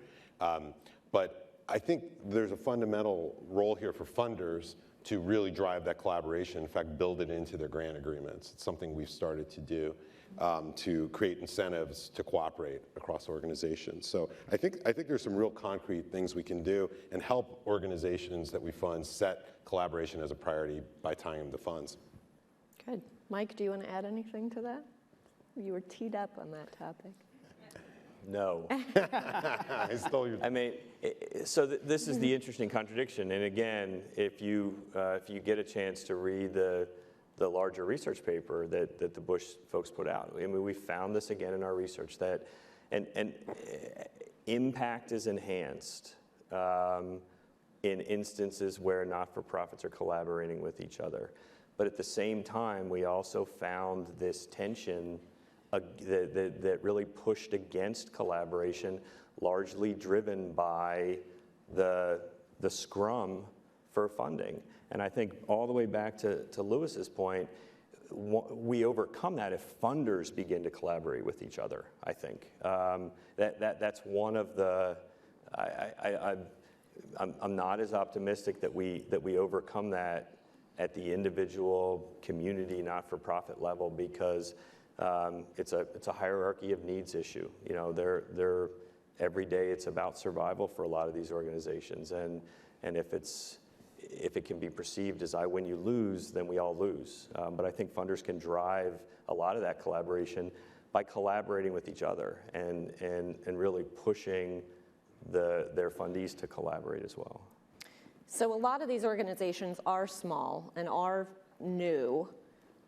And this is a tough task for them, right, to think about how do they navigate all of this advice. So if there's one sort of smaller thing you would say for some of these really small nonprofits that are out there, what piece of advice would you give to them? You start with me? Anyone who wants to jump in. Well, I would say that find a way, whatever it takes, to get to a point where you can measure what matters most so that you can truly know that you're meeting your mission. Look at things like beneficiary veterans feedback, constituent voice. Look at the models that are out there. Find a way, whatever it takes, to know that you're doing what you think you're doing. Learn and adapt and measure. I think a lot of not-for-profits are founded on compassion or passion to serve, and that drives the early success. But you have to run them like a business. To Dan's point, you have to measure how you're attaining the results that you are. The story or the answer when I ask now can't be, well, we just get people jobs. That's great. But if you don't have what Brian Stan, or based on his socks, Pippi Longstockings has, the data that I'm in a safe spot, Dan. But Brian's a great example of someone who says, this is how we do it. This is our results, and this is how we're changing, and we're seeing the trend lines change. So one of the questions came in that, Lewis, is partly for you, but I'd ask potentially Michael to speak to this as well. Outside of just giving more money, what role can corporate America play to do more to help the nonprofit organizations that serve veterans? Start. Or Dan. Sure. Chime in. You know, I think beyond just money, you know, it's a little, so let me put a little guilt on the funders here. I think I got a chance to sit in on a sort of grant making 101 class in Southern California, and a number of large funders were out there presenting, and it was a great session, but I was surprised by how many of these large experienced funders were really disinclined to ask for results or output, much less impact. They almost felt it was an imposition on the nonprofits they fund to do that. And I think in some ways, if it's not coordinated, it can be. Yes. But if you're not demanding impact, you're not doing your job. And corporations, you know, when they get into philanthropy, often, you know, it's a small part of what they do as an organization. It's something there's passion around, but they almost feel guilty asking for impact. And I think you got to get over it. And you got to ask for it, but also volunteer up your people and your expertise to help with that. Well, and I'll build off that. Now, see, now you teed me up, and I said no before. Now, I have come to believe that one of the, beyond financial support, one of the most impactful things that corporate America can do is lend us your talent. You know, a great example for us is Accenture and Deloitte and Ernst & Young. For the better part of the last almost 2 years, they have been lending their team members to our various efforts full time to help us, for example, in New York City, develop performance assessment and evaluation models for not-for-profits serving veterans in New York City as part of this NYC Serves effort, and you know, lending their talent to this effort. You know, we've had team members from those companies that have been part of this research effort. There's so much human capital out there that exists in corporate America that can be brought to bear on solving some of these problems. And I think there's another avenue for the private sector to really step up is, you know, lend these organizations, these funders, et cetera, your talent. Yeah, I would add to a comment you made earlier, so governance and finance. On the governance piece, how's your board structured? Is your board operating just like it would be a for-profit board, or is it really a group of friends together who share a similar passion as you, can get some things done? So are we operating the organization? And then the second would be financial accountability. Again, run it like a business. I appreciate it's your passion. This is my passion as well, but I still have things that I have to measure and report back. And I say this with great respect for business, and I have an MBA, so I don't say this with disrespect, but I also think that there needs to be an understanding that the learning goes both ways. And there's sometimes a danger that the board is made up of business executives that assume that they have the knowledge to import on the nonprofit. You have some amazing, incredible leaders, incredible organizations that are well run. And there needs to be a learning that goes both ways, because there's a lot that the nonprofits can also teach business. So I just caution with that. I think that's fair. So Jacob talked a little bit about, you know, the reliance on tax forms as the sole piece of information we have, and that we need to get a better job telling stories. Talk a little bit about what you're doing and what you're seeing out there to help move just beyond the tax form as the source of information. Well, when it comes to results and measuring outcomes and impact, I don't foresee any time in the near future that government is going to wade into that. Certainly the IRS at the moment is a little busy with other concerns. And so there have been a number of efforts from a number of different organizations to try to begin to find ways to help nonprofits to begin to report on that. There's one effort by the independent sector. GuideStar is also part of that now. Actually, I think GuideStar is leading it on something called Charting Impact, which is a place for nonprofits to report. We're also encouraging nonprofits to put this information on their websites. So we're increasingly not just looking at the forms, we're looking at the website of the charity, because we think it's not about Charity Navigator, it's not about GuideStar, it's about all your stakeholders being transparent and accountable and reporting on that. Actually, there is a place on the 990 tax form that you could also put this information. It's in Part 3. You can voluntarily put that and put a link to it, but we really encourage those that do have this information. You should be proud. You should brag about it. You're the early adopters. You're the ones that all the others are going to want to try to follow, and you should really promote that information so we can all learn from you. And the same thing with funders. There's a tendency on the part of funders on occasion to do these reports and then hold them and not share them publicly. It's really important for funders also, when you see these great models, brag about it. And if you want to cherry pick right now and only show the good stuff, have at it. Right now we need as much data as we can, so brag away. We need the early adopters to show this great information on the great work that's being done in measuring. Good. So we got a question from General Corelli. He wants to know, what's the better metric, finding a homeless veteran a home or figuring out why he or she is homeless? Well, you know, if somebody, you know, in combat, like had a trip flare or a mine, tripped a mine, and they're lying there with the leg, you don't go over there and say, why did you do that? You take care of them. You don't worry about judging them. You take care of them if they're in need. And that's what I would suggest. Yeah, Dan?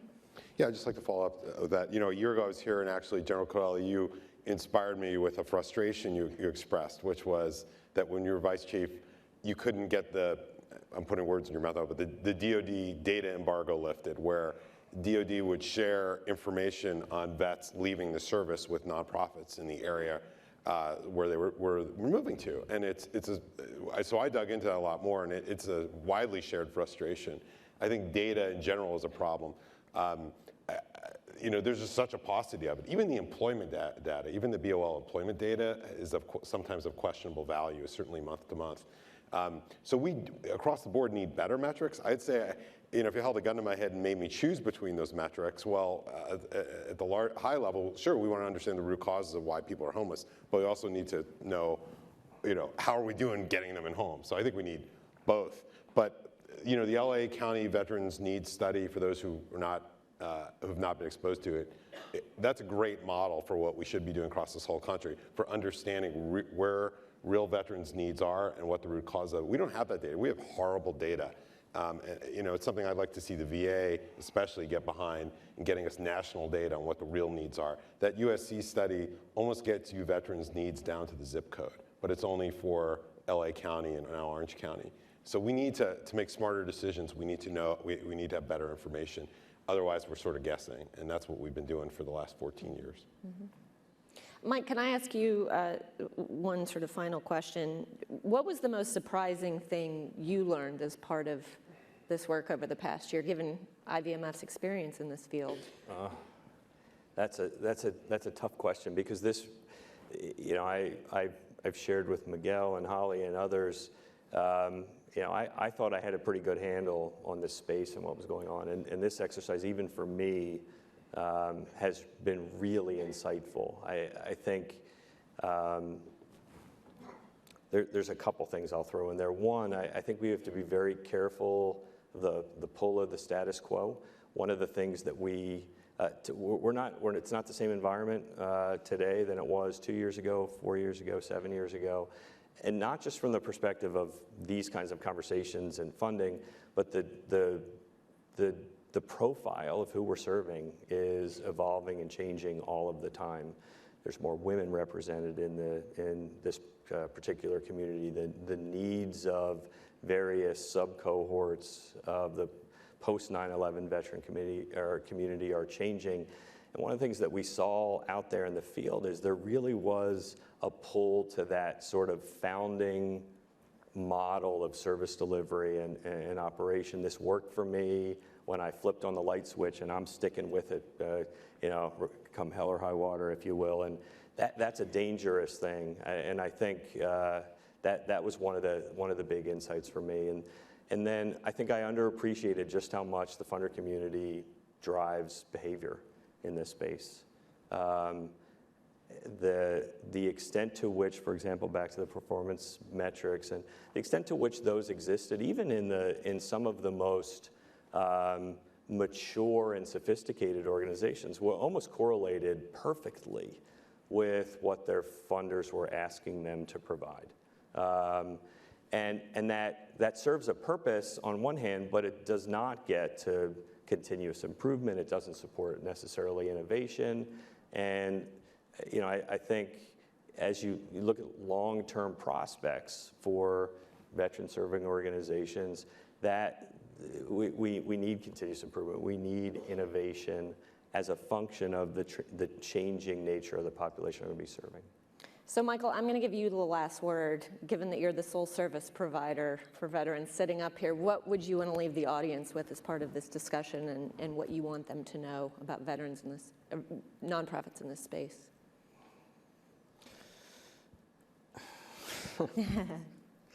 Well, I think, these kind of discussions are really important, and it lends tremendous credibility. As your nonprofit, it's really important to have credibility among, not just who you're serving, but the policymakers and those that fund you. And oftentimes it's really difficult to get your foot in the door. And sometimes funders can lend that credibility to the nonprofit sector dramatically, so that you can do even better work. Oftentimes what you're trying to do is make sure that, in this case, veterans get their fair share of the resources they need to take care of their lives. And that can't be done just in the private sector.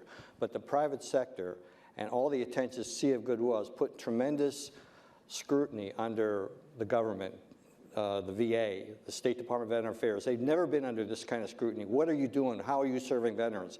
I think that's a very healthy thing, and that's only going to help really address this, this big problem we have. Good. All right, let's thank our panel today.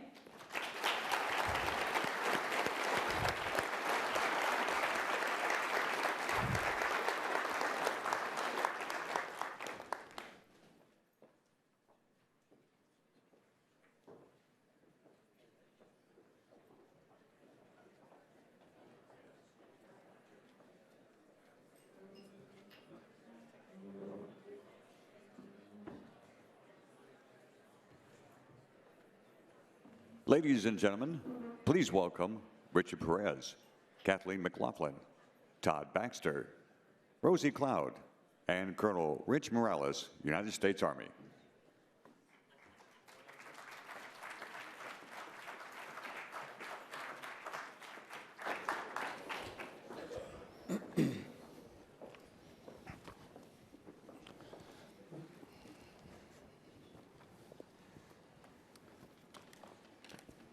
Good morning, and what an absolute privilege to be here as we were all discussing a second ago. And we recognize that we're the thing between you and lunch, but we think that we're worth, at least everything to the left of me is worth listening to.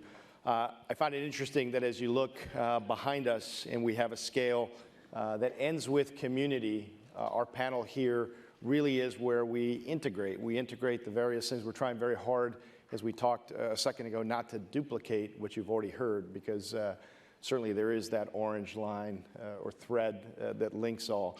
But what we'd like to do is take a second, because we're very aware that there are folks outside of this room that we are also attempting to reach, is take a second by each panelist. Tell us a little bit about your organization, because a lot of this is people who are used to talking to each other and have been in the room before with each other. So if you could, please, Rosie, we'd start with you. Sure. My name is Rosie Cloud. I work for the Department of Veterans Affairs, and in particular, my organization is part of the Office of Economic Opportunity. Within that organization, there's a special group of folks, my team, who come together to make sure that we look at things related to transition, all the antecedents related to transition, employment opportunities, and economic impact elements. So that takes us into the community level strategic partnerships and opportunities to look at ways that we can leverage earned benefits like the GI Bill, wonderful benefits like vocational rehab, and ensure that they are making the types of impacts in the lives of veterans that help them meet their full potential. Thank you. Thank you, Colonel. My name is Todd Baxter. I'm the Executive Director of the Veterans Outreach Center in Rochester, New York. One of the oldest nonprofits serving veterans, started by our Vietnam veterans, who we need to give credit to, that started such a great organization. Now we're taking care of our post-9/11 generation. We do four main things well, we believe, and based on this third toolkit that I got to review, we're going to obviously do some introspect on that and make sure we're doing it the correct way. We have a wellness department that has a unique ability to fill in the gap for the VA. In particular, we do art therapy, and we do canine therapy, and we're starting to work with some horses and do that type of therapy. We know that education and employment is a key to getting soldiers back into the civilian world. So we have a large education. We work with the GI Bill. We work with all the local institutions, colleges, and in particular our community college that I'll allude to a little bit later. And we have a vocational training area. We do over 50 classes a year. The most recent class we're proud of is we developed a welding course based on employers asking for veterans that they wanted to hire that were certified welders. And we recently graduated 8 veterans, including 2 females, certified as welders in New York State. So, and the last thing we do is homeless. We support 2 SSVF grants, supportive services of veteran families, both in the Rochester and Buffalo region, and we also have a homeless shelter where we house 40 veterans.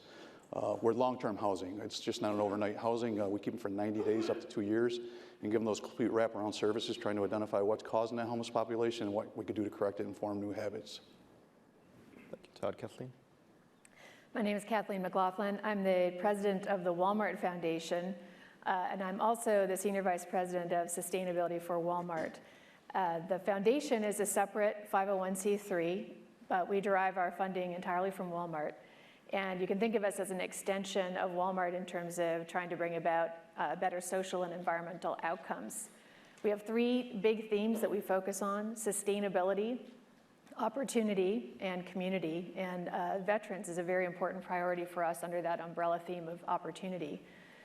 The way that we work, we tend to set outcomes that we'd like to see in those arenas, and then we look at the assets we can bring to bear through the foundation and through Walmart as a company, whether it's Walmart associates, locations, logistics know-how, you name it, supply chain, supplier relationships, and so on.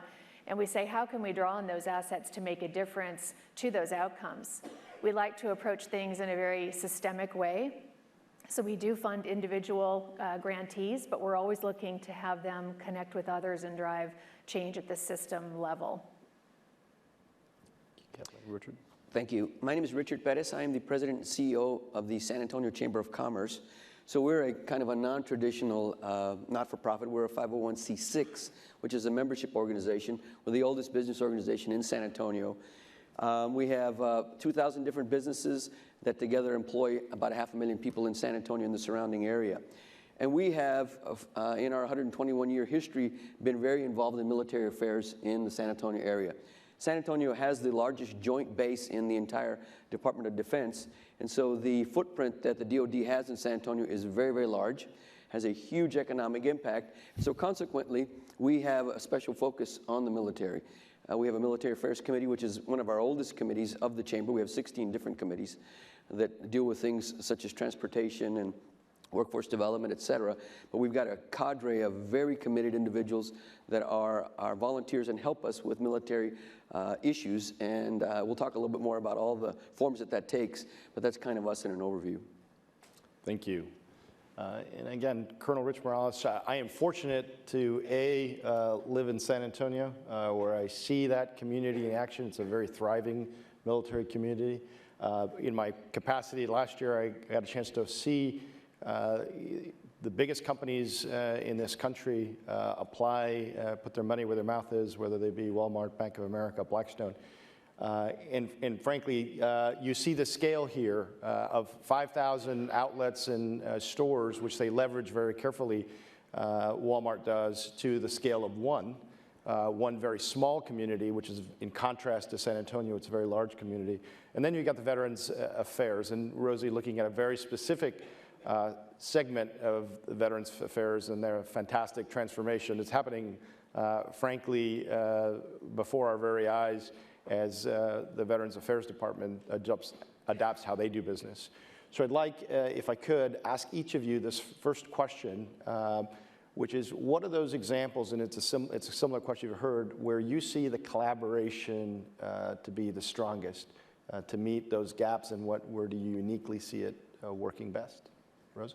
Sure. I mean, I think in the last couple of years, we've seen a significant change in the landscape altogether. I mean, I think we're all here today because we recognize that as the entire space transforms, and quite frankly, so has government transformed. I mean, there's probably been more collaboration within government over the last couple of years than in the last 10 years when it comes to issues related to transition. And some of that started with the entire transformation of how we run a TAP program.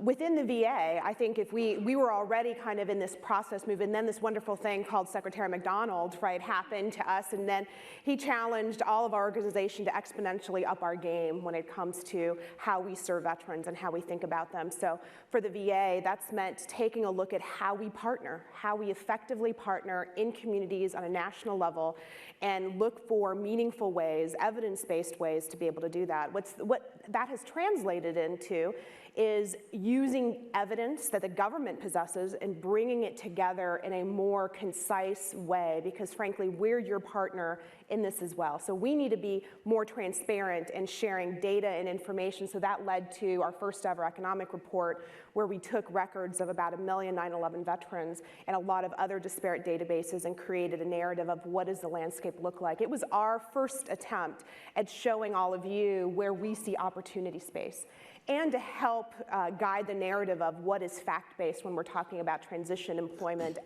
education issues, and the types of information that should drive some of our place-based strategies. We have a lot of partners here today. We are currently in the process of about 50 different strategic partnerships that have place-based implications.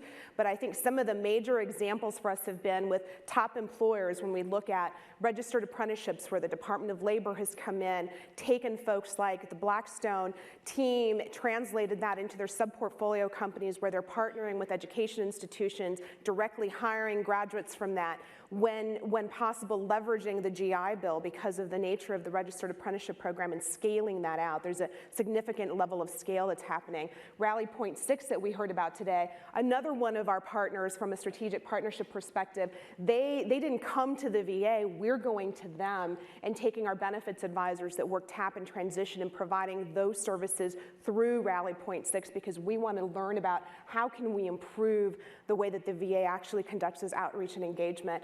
And then you have, fantastic partnerships through our technology and employment platform with LinkedIn and Coursera, where we recognize that LinkedIn has a wonderful opportunity to really leverage employment and skills and training information to transitioning service members. The VA should not be in that space when we have a wonderful partner like LinkedIn who's providing all those services at no cost to the veteran.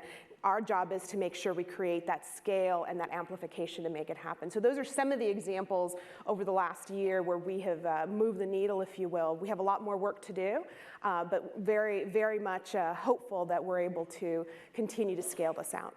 And Todd, before you share your example of collaboration, are you seeing what Rosie just described at Rochester? Yeah, and I was or is it gonna a slow trickle? I wouldn't say it's a slow trickle. It's very important as she was speaking. I was saying how this important this is to a local nonprofit that doesn't have the ability to conduct these data researches on their own. You know, we talked about the measurables, how difficult it would be for us to sustain those measurables. This institute, IVMF, the VA, we use that data all the time, and we try and gear our future and our strategic plan towards that data. One of the interesting points that we're preparing for at a local nonprofit level is female veterans. And we know there's going to be a lot of female veterans with the downsizing of the military. We know there's issues, in particular, obviously, with sexual trauma. We just don't know at the local level what is going to be our mission to fulfill with it. So using this data and these researches to our advantage, we look for them, we like them, and we're always looking for new points of information to point the landscape to the future, because you know, we're grassroots. We take care of the veterans at the front door, but we don't have the ability to gather all this data, so the collaboration in this room right here is essential to us. As far as collaboration at the local nonprofit for the Veterans Outreach Center, first of all, there's a lot of competition. People look at it as competition of different veteran service agencies. Rochester, New York is no different. We're surrounded by lots of agencies that do good work for veterans. But we're also surrounded by an atmosphere, I think, of cooperation and communication. We have an organization, it's not a place, it's more of a philosophy called One Team, One Fight in Rochester. And the idea there is all the veteran-friendly veteran service agencies get together at least once a month and just talk. What's going on in your area? What are you doing? And see if there's any collaboration efforts there. That's just one example of people do that on their own. There's not an us versus them mentality. Another great example that I'll use is the local nonprofit ability to react to an issue. And bringing our partners, for instance, in the VA in this example, we had a veteran released from Monroe County Jail in June. And the veteran checked all the boxes he was supposed to check as he was leaving jail. And the deputy that was releasing him thought there was some issues, and he was a veteran himself.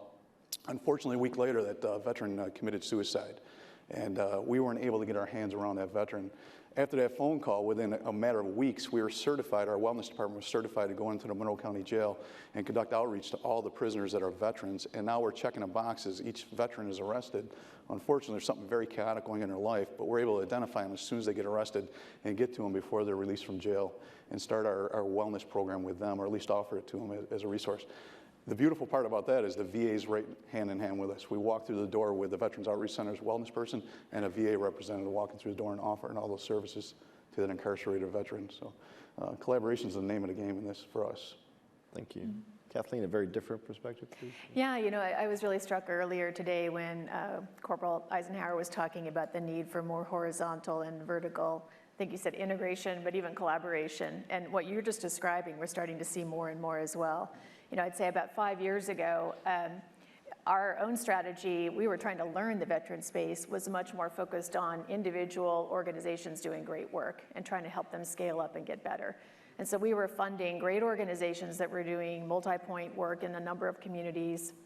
We did a vocational acceleration program, for example, through IVMF, and a number of sub-grantees, Goodwill, Operation Good Jobs was one of them, that was all about employment and placement and so on. Our own company made a hiring commitment to hire 100,000 veterans, and we're up to 77,000 now. And these are folks who are doing extremely well in great jobs in logistics and assistant store managers and so on. So those were great interventions, but you know, I describe them more as one-off, multi-point. What we're trying to get to now is the recognition that if you're a veteran coming home and you're trying to reintegrate into society, you are in a place, and you're facing this panoply of services, some from the government, some from private sector, some from civil society, and how do you navigate that? The analogy we like to use is, if you look at a roadmap of a city, if you look at a roadmap of Dallas, it looks very complicated. Lots of highways, lots of off-ramps, side roads, and so on, and it's complex. But the complexity that is felt by a person can be boiled down to something much more simple if they have the Google map and it says, well, you're going to go from A to B to C to D. So how do we create that experience? And that's really where we're trying to focus more now. So we had a commitment we made 5 years ago to invest $20 million in the veteran space, which we did, and we delivered on that, and I think it was good individual work. Our new commitment that we just made last year is to re-up and invest another $20 million in the next few years, but much more in these place-based strategies. So we just announced yesterday our first foray into this, which is in North Carolina, in Charlotte. And we're working with folks on the ground there, with IVMF, and with folks from the government, from Governor McCrory's team, Ilaria Pantano, and so on, and then folks from local civil society. Charlotte Bridge Home is here, and others, and then other employers, so Bank of America, Walmart, and so on, to say, how do we create an integrated strategy for Charlotte? So for folks coming here, what are they experiencing? What do they need to know? What's missing in that network of services, and then how do we create that more seamless referral, that Google map for those people, so that they can not only get the great education and employment, but all the other services they need for themselves and their families. And we believe that that will require some adjustments to the services that are offered, not only in the nonprofit sector, all the things that were talked about today in terms of consolidation and upskilling better organizations, more data-driven, better outcomes, and so on, but also from the other sectors. So if we look at what is the government providing at the federal or state or local level, what needs to change there? Maybe we need more education for veterans in terms of transition before separation. We heard some examples about formularies today, so there are no doubt some changes there as well. And then in the private sector, how can we get better as employers at defining the skills we need and helping those folks upskill and have a great career? So we're excited to undertake this. Obviously this isn't the first thing like this around the country, and we've been actively learning from other communities that have been exploring this, but we look forward to taking this one forward. Kathleen, before we move on to San Antonio, could you share what is, in essence, an internal collaboration? I found it interesting that usually there's a fairly bright separation between what a foundation may do and what the business does. And you shared earlier how you leverage those 5,000 very, very unique and locally positioned parts of your business to carry out your mission. Yeah, I think it's one of the more powerful things about our model, and it's something you're starting to see more and more companies do, which is the recognition that what a company can bring or a corporate foundation can bring to a space isn't just money. I mean, we do write checks, but that's not our biggest power. It's leveraging the assets of the company. So the way we do it, it's a one-way street, right? So as the foundation, we can draw on those skills of Walmart all day long. We don't, however, make grants that help Walmart, right? So that's sort of the line.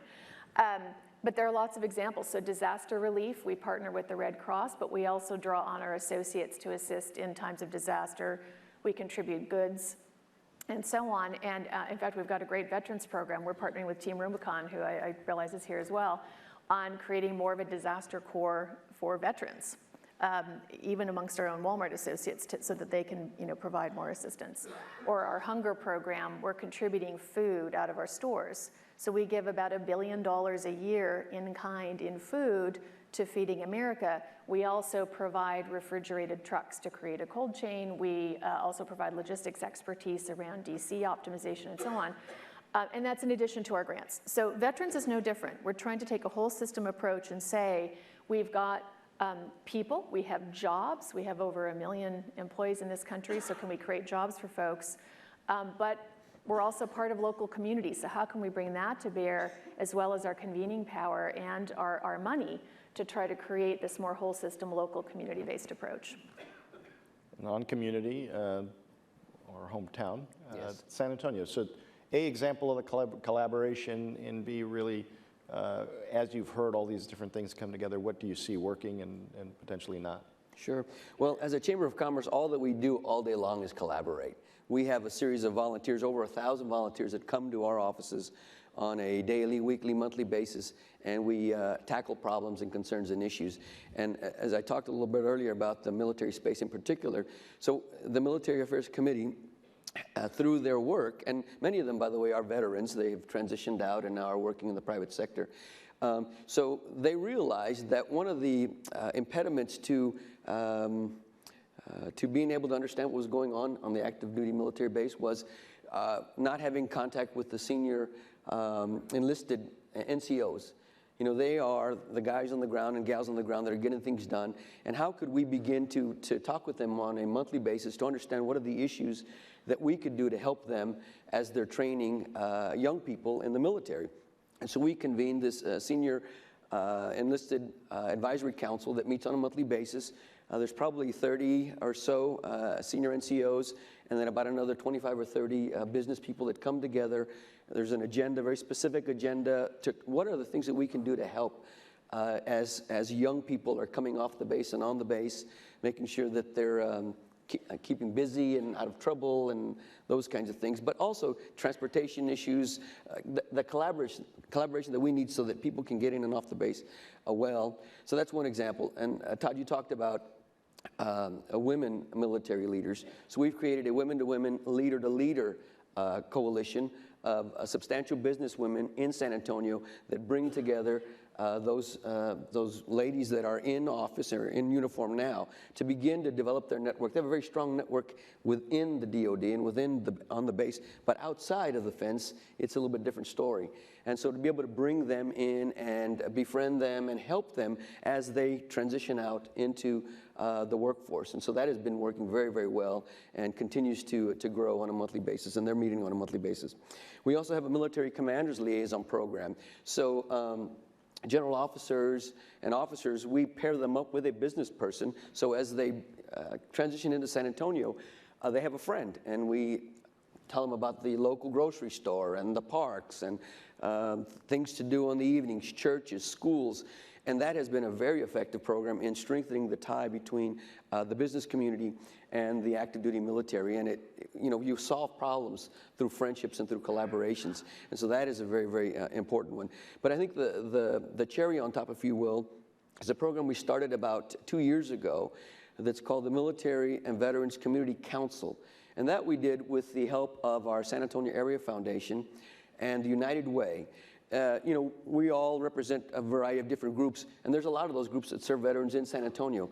And I mean, there's a lot of them, and they all do good things, but it is, as you've just described, Kathleen, it's complex. The road network, it's complex. So bringing them all together to have one convening place so we can understand what you're doing, and how can we work together in that collaboration so that there could be a one-stop, so that as someone is transitioning out of the military or is in the military is having issues that they need help with, it can run the gamut of housing or medical care or who knows what, but it's bringing all of those parties together so that we can understand what we're doing and then be able to provide that in a much more efficient way to our clients, which are the military. I appreciate it, Richard. And that's a sort of additional level of depth that we're looking for. Obviously, across this great country, we have Joint Lewis up at Fort Lewis, and we have communities that are, while they may be titled Military City USA, they're certainly doing those great things. So what are those things that they might not yet be doing? And again, as this is a conversation, we want to hear what's working out there. So we have a question that is directed to the VA that asked, so what specifically could our nation's nonprofits be doing to better work with VA? How do they draw your attention, and where do you decide where to invest your resources with regard to nonprofits? I think that's a great question. So we spend, on any given week, I would say 10, 15 organizations come through our office, primarily talking to us about the potential of strategic partnerships or what those opportunities are. And I think a very candid conversation and thread that's kind of been consistent across the way is the majority of them who are taking an hour and a half to create that value proposition spend the majority of their time convincing me why veterans are important, right? And I guarantee you, I don't need convincing on that. I'm with you. I mean, we are 100% game on when it comes to making sure that veterans get the best and that we do right by them. And so my questions are very consistent, and in fact, we are now providing those questions ahead of time, right? It's my business school kind of training coming to place, and I want to know the questions of, what is your objective? right? What is your core objective? Where do you see your competitive advantage in the space? How have you used evidence to create either the burning platform of why this is the gap you're choosing to close? How have you built strategies around that to ensure that you're going to create an impact, there's efficacy? And 9 times out of 10, that conversation becomes a circular conversation where folks are telling me about the number of people touched. And we talk a lot about activities, and I personally believe, and I understand we want to mature beyond just activity-based counting, got it. But the truth is, for most of the organizations that are in the space, they don't have scale. So the activity counting is part of what they're trying to get through, is trying to understand how they create that pipeline or the access points to try and create some level of scale so they have more to talk about. So the majority of the conversations, frankly, become then the narrative story of one, right?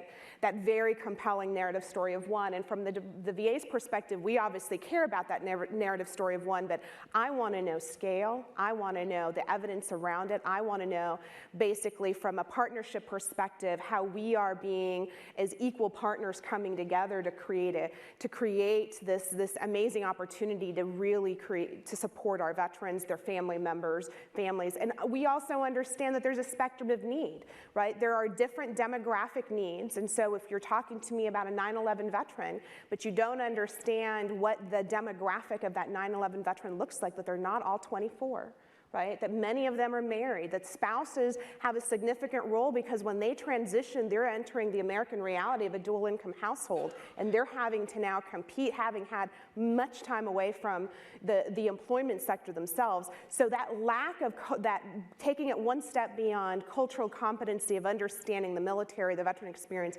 but upping the game to actually understand not the actual environment of where we create efficacy is very important. And so as part of the VA matures this process, those are some of the conversations we want to have. And when we enter into public-private partnerships, and a lot of the folks in this room who have entered in them, you'll see measures of success, because I do think the government has a role to play here as well when we partner to also talk about what types of outcome measures, what types of information we want to share both ways. We think that that's extremely important. So Kathleen, if I could jump to you, really the same question while it was posed to VA, just from a different perspective. How do you shape that impact? What are the decisions that you make as you decide where to allocate your resources? So the way we would look at it now is a little bit different than a few years ago. So when we first started, as I mentioned, we were looking at individual institutions and what was the impact they were having. So similar to what you were saying, you know, what's their theory of change? How do they, what's their value proposition? What are the metrics that they're using to show success along those lines, and then supporting those organizations. Earlier, there was a great conversation about the need to build capacity as well as fund good programs, and we wholeheartedly agree. So a lot of our decision-making is in the grant, how much would we like to direct towards strengthening the capacity of that organization so they can collect the relevant data, so they can hire the right people, build the right systems, and so on, and then how much of the funding goes toward direct program delivery. So that's, you know, that's quite conscious. Now, as we're trying to take more of a systemic approach, we are still looking at the individual grantees from that perspective, but we're also looking at the system as a whole and saying, okay, how do we bring together our resources and convene others who also have resources so that together what we're funding has a few key elements. So one is integrated strategy or vision of, at that community level, what are the services that are there, what are the services that are missing, and how do we knit them together in a more seamless way? And again, that could be public sector, private sector, or civil society. Two, funding the data backbone that would sit beneath that would allow us to start collecting data on outcomes and see how effective the system is at delivering those, whether it's good employment and longevity in those roles or health outcomes or what have you. And we need to be able to collect those at the individual institutional level, but also collectively as a system. Third, in trying to take this approach, what's the mechanism that's going to provide that concierge functionality? We heard earlier from Dave Smith, and he's a great concierge sitting in Norway at his computer, right, replying to people who are emailing him saying, I need some help. Well, what's that going to look like in a place like Charlotte? Is it one organization? You described some great examples of that. Or are there multiple points of entry? Do we need to recognize that, hey, guys and gals may come to us from many different entry points, so how do we catch them and find them and provide that concierge door, the no wrong door kind of service. What's that going to look like? And I'm not sure we've cracked that as a collective here. So that's part of the problem solving and something we were interested in funding. And then, again, capacity building. So if we say, yeah, there's 1,000 organizations, what are the handful that we're going to bet on, that we're going to say, you know what, these are the ones, let's try to scale these and build them up. And those are going to be the folks that are the lead in those different verticals that are providing a range of services. So that's how we're thinking about it now. Great. And just to add to the point of certainly one size doesn't fit all. So for my narrow Army soda straw now, with a brigade rate across 8 states, I happen to be in our ROTC Cadet Command. We've got problems at a university that could be an Uber University, Arizona State University with their 75,000 students, if I say small. So given that we have the opportunity here to hear from a large community and a much smaller community, what isn't yet working, one, or two, maybe posed a different way, what's next for you? So we've talked about all the great things you're doing now. What haven't you got to and why, and what are you doing next? And either of you can answer that in whatever order you like. Well, one of the things that through this community council that we've been convening is we've realized now that, and then one of the earlier panels talked about TAP, Transition Assistance Program. And so that is set up, of course, to be able to get folks ready to transition out of the military. And it's got certain rules on who can go and be involved in helping with that process. And rightfully so. You don't want to have undue influence from businesses, for example. You don't want to cross a line.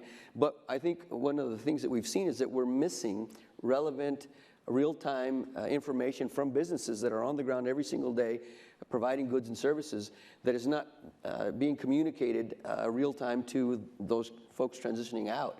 And to be able to, so one of the tasks that we're working on is figuring out how can we have a second day to the Transition Assistance Program to be able to provide some businesses to go and talk to them about what are the relevant skills and how do you put those relevant skills down on paper so that you're communicating directly to employers. My own story, I'm in the middle of hiring right now for an executive vice president. And given the wealth of military folks that we have in our community, a lot of them, or several of them apply, general officers and the like. And translating what they do to what I need is a challenge. And these are senior military folks. So that, I think, we can work on, I think, collaboratively, and not just in San Antonio, but this is something that affects the entire country. And being able to help with that, I think, would be a key issue to improve the whole process of transitioning out of the military. Thank you. And Todd, again, where are we still not hitting the mark? Well, one of the opportunities that we realized in Rochester, a study conducted by Monroe Community College in Rochester identified a skills gap. And the skills gap was rather profound, that even the local community colleges and the BOCES and schools that do middle skills training will never be able to produce enough folks with the skills to fill the jobs that are just in the Rochester area. Mm-hmm. So that's obviously an awesome opportunity for veterans and veterans transitioning. So we're trying to go to the local institutions right now. We're up at Fort Drum, and we're trying to recruit the veterans, soon-to-be veterans, as they're getting ready to transition out. And the command at Fort Drum has been nothing but open arms to us. And we're going up there with our civil service folks from the city of Rochester, Monroe County, to offer civil service exams right on Fort Drum to entice folks to come back to the Rochester area. We're going up there with our local colleges and talking about the GI Bill and talking about the benefits of coming to Rochester, New York for our colleges.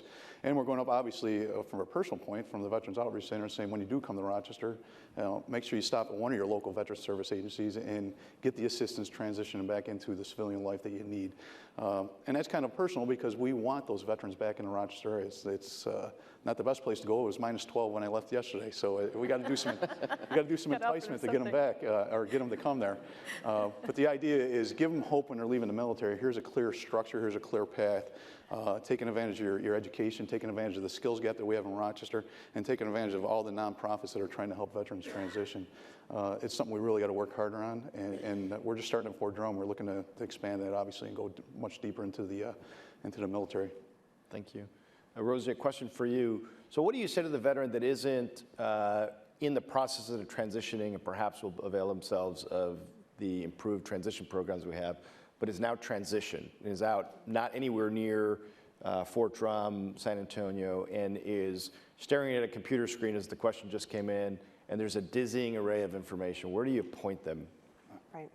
Well, I mean, I think number one, that's at the core of why we want to make sure at a local community level we have the federal government partnering with service organizations and NGOs, because there should be a sensible non-Easter egg hunt-like process for a veteran, right, when they are in veteran status. And most of our veterans of the 9/11 generation did not benefit from the improved transition assistance program, right? So you have a huge number of individuals and families that need to connect. And so number one is making sure that we identify those major hubs and communities, those locations where we know collaboration is key, there's scale, there's opportunity, there's jobs on their table, there's GI Bill benefits that have not been used. There's a whole bunch of opportunity to really take advantage of. And so we have been working over the course of the last 6 to 8 months to kind of gather the data to really inform where we see these opportunities across the country to kind of make that happen. Second, we did,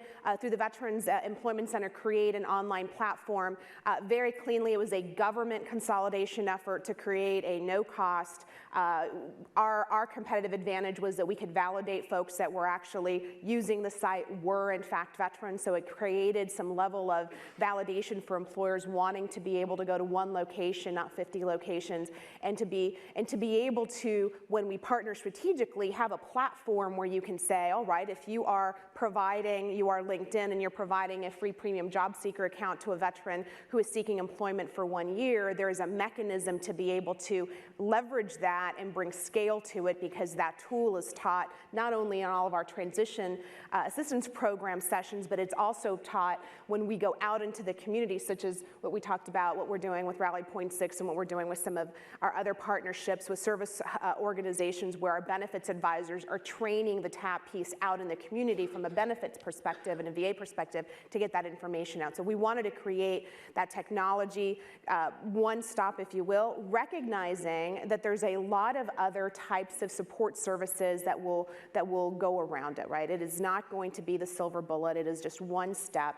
But we wanted to create the infrastructure so that when you talk about upskilling, when you talk about free credentials, our partnership with Coursera, one free credential and in-demand jobs online for any veteran, we want to be able to scale that out. So when you come chat with us, I mean, those are, and a veteran wants to, find out where, we want to be able to point to a unified one location where they're able to navigate those pieces. And frankly, I think the taxpayers should demand that. I think we understand that is very important, but as the customer, the veteran, it needs to be fast and easy when they engage with you all from a nonprofit perspective, service organization, but also with government. So that's our effort to try and make that happen.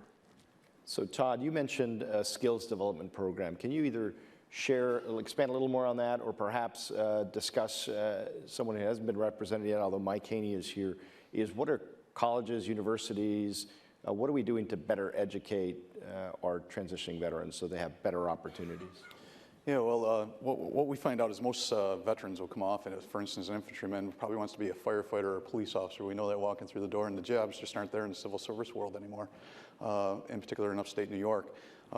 So we spend a lot of time with the transitioning veteran to identify other things they may be interested in doing. We have a veteran that walked through the door. He was unemployed, and he wanted to be a police officer in the city of Rochester, and obviously the jobs weren't there. He's now finishing up his MBA and working at Harris Communication, building our communication devices that every veteran here is very familiar with, right there in Rochester, New York, and is one of our biggest advocates as we go out and try and sell our program to other veterans to entice them to come through our door. So we need to start opening up our eyes and going beyond the normal, and that's those middle skill jobs. A lot of folks want to go to the four-year institutions, get a degree that may not produce any fruit at the end of it, when we have a whole lot of great careers out there for veterans. The problem is the veterans don't realize those are careers and career opportunities you can raise a family on and build a great life. Doing something totally different you did in the military. And obviously we all do it. That helps veterans. We try and translate to the employers, the local employers, by working with their HR departments, and we meet with them all. What skills are you looking for? And then we try and translate what an artillery person did in the military and how that's conducive to a culinary arts program at Wegmans. And when you're talking small team leadership, you're talking about diversity, you're talking about problem-solving skills and things like that. That's what every employer wants. So we spend a lot of time convincing the soldier, sailor, marine, and airman also that they got skills that may be translated some other way besides the normal jobs that most veterans are looking for when they come out.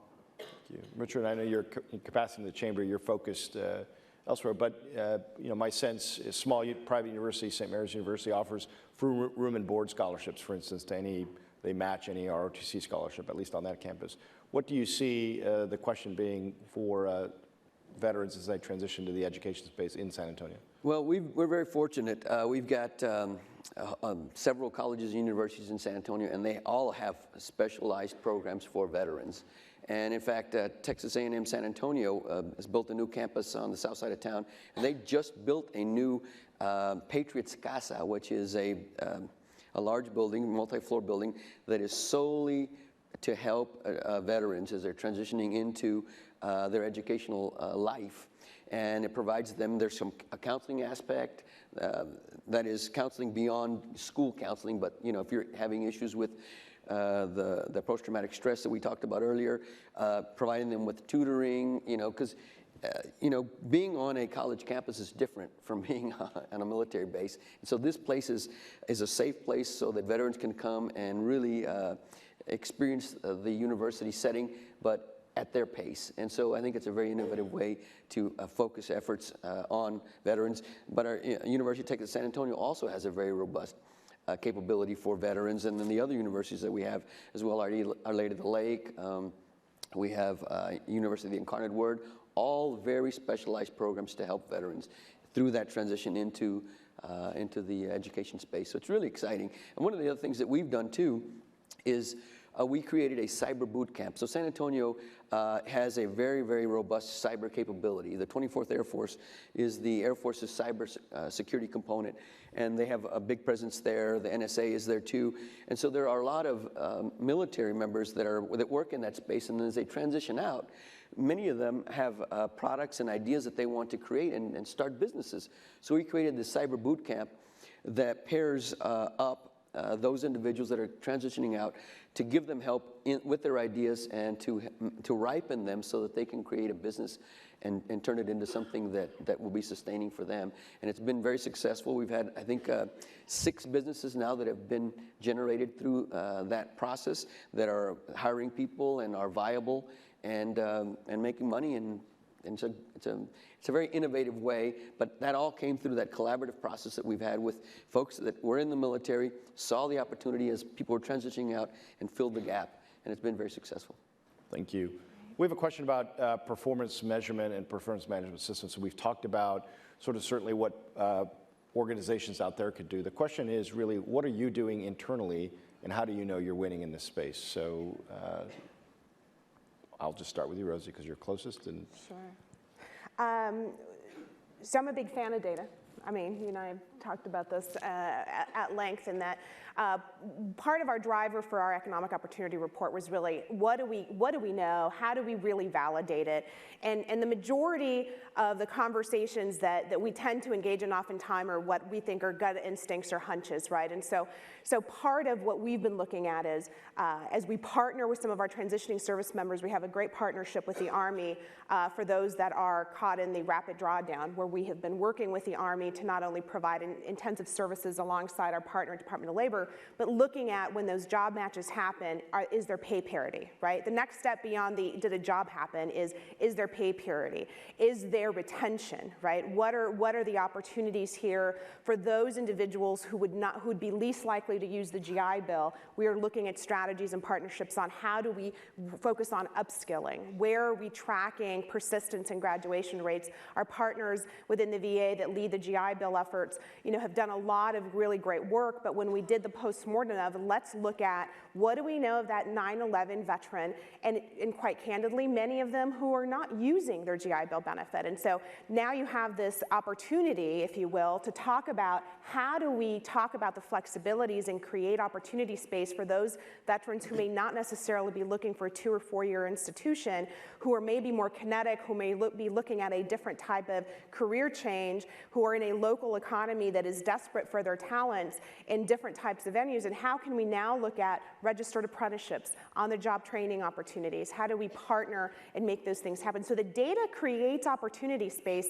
I think, not only for partnership, but also to kind of grade ourselves and where we can do better. I look at gaps as opportunities, right? And I think a lot of times in government, we're very hesitant to really share information because we're afraid that that failing grade is actually the only point in time that will be remembered. I look at those opportunities to then create strategies, partnerships, to then close the gap, because that's what veterans deserve from us. They deserve for us to be candid about where we see these gaps, where we see the opportunity space, where government, frankly, won't do it alone, can't do it alone, needs to partner and move it forward.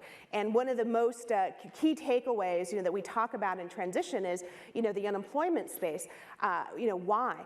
And when one of the very first findings of the economic report really hit home for me, which said, in that point in time when we ran the report data, 1 out of 2 service members goes into a period of unemployment upon transition. If that isn't a burning platform why we've got to get it right, then I don't know what is, because when 50% of folks are going through that disruption, and oftentimes, the good news here is that, again, they take charge, they're in the driver's seat, they connect to employment, but then that follow-on question for us needs to be, what type of employment, what type of impact does that create on their mobility? How do we actually ensure that they're making that right decision as soon as possible about location, geography, career, GI Bill, to make sure that we get them on that right trajectory that they are so eager to get into? So how do we make sure that information is available to them to keep them in the driver's seat? So again, not wanting to overmanage it, but at the same time ensuring that we're all factually talking about what's the opportunity space, where can we do better, and then from a VA perspective, where do partnerships then naturally pop up as being essential? Todd, same question. If you're out there and you're watching this and you're in a smaller community that might better see themselves trying to do what you're doing, how do you measure your success? Well, one of the things we don't do very well is measure success, and we have 1,000 veterans walk through the door, and that was the capacity of the organization, basically. We were reaching capacity there, and we didn't do a good job of it, and that's why these studies, this Bush Institute and the IVMF study, gives us that toolkit we're looking for, the toolkit to identify what we should be measuring and how we measure it, and that it's not overbearing, that someone's creating a mechanism for us to use. I could tell you how many people come through our vocational training area, how many classes we give. I can tell you how many veterans get certified in different areas. I can tell you that 78% of the veterans that walk through our doors are placed in employment if they're seeking employment. And I can tell you an approximate dollar value, give or take a few cents, of that first job. What I can't tell you is how long they sustain that job. Did we do a good job with their HR departments that we place these veterans in by being an assistant to their HR department, by being job coaches as the veterans went through? So measurement is something that we need to do, in particular small nonprofits, because we pretty much measured ourselves, like a lot of the panelists discussed. 1,000 veterans through the door is a mark of success, but it's obviously not the real mark that we're looking for. We need some fruit at the end of it and be able to measure that fruit. So first of all, I think the folks that put this study together, and I've been picking brains since I've been here for 2 days of how you measure these things and what's a better way to do business, because we are limited. We're limited by capacity, limited by man hours, and we're limited by resources. So how do we get our biggest bang for our buck for the veteran walking through the door? Thank you. Kathleen, you've mentioned some of the adjustments that you've made along the journey. Can you share a little more about your measurement system and how you measure success? Yeah, I'd say this is an area we haven't figured out. So I think it's easier to measure outcomes in some verticals than others, right? So employment, we are able to track retention and wage deltas and so on. But other verticals are a lot tougher. I think about some of the issues we discussed earlier today. You can see if a veteran has employment. You can see if the obvious medical issues have been taken care of. But how do you know if a veteran is thriving emotionally? How will we measure that? So that's one challenge.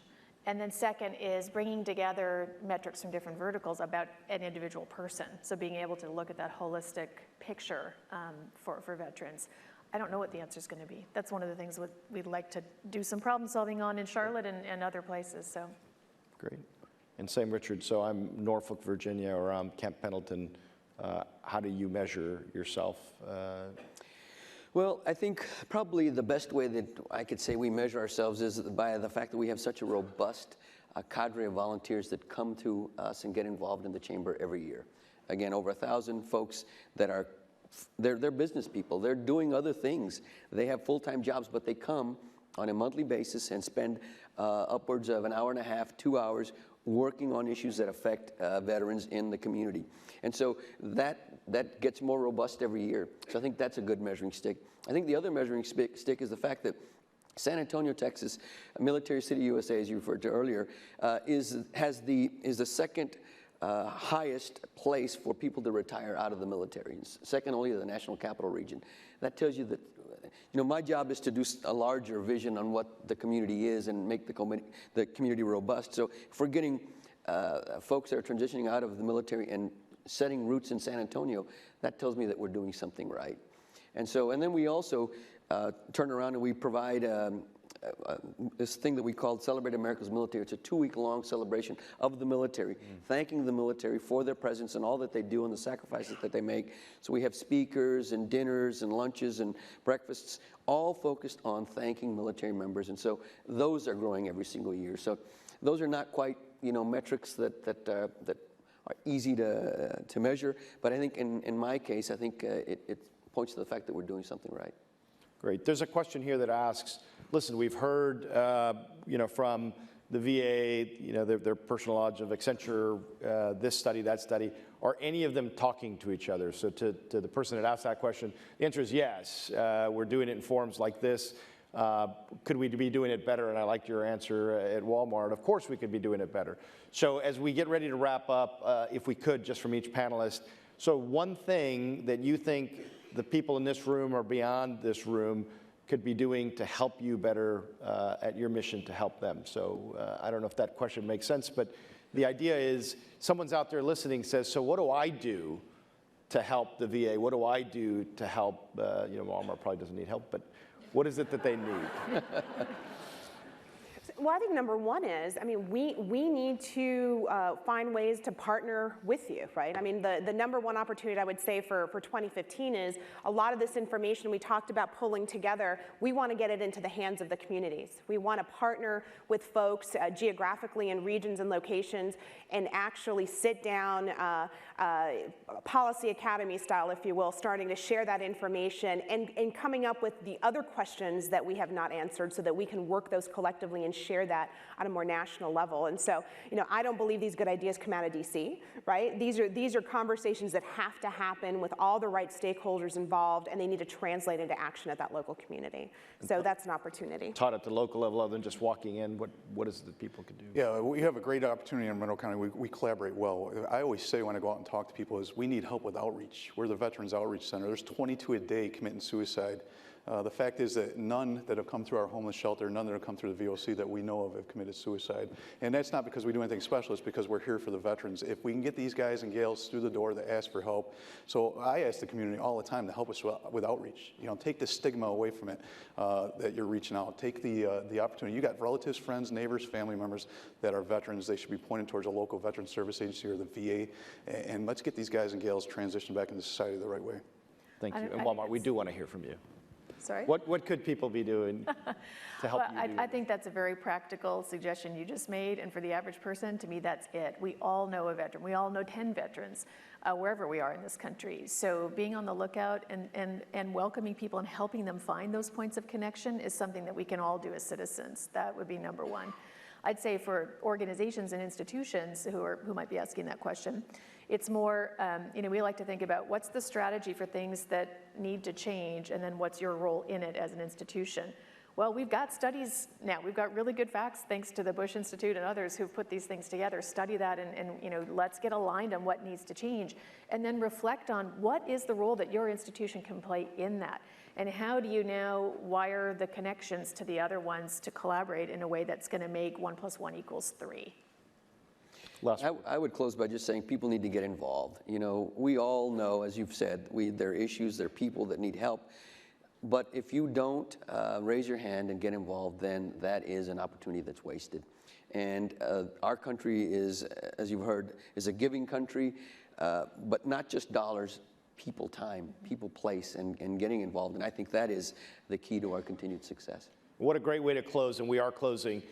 This idea of coming together, of giving of your very rich talents. I look out at this room and fortunate to have met so many of you and know the passion that you bring. I want to thank, on behalf of all the panelists, and we get to be last, so we'll just say it again, really this amazing team here at the Bush Institute. Thank you very much for your time And thank you, panelists. Thank you.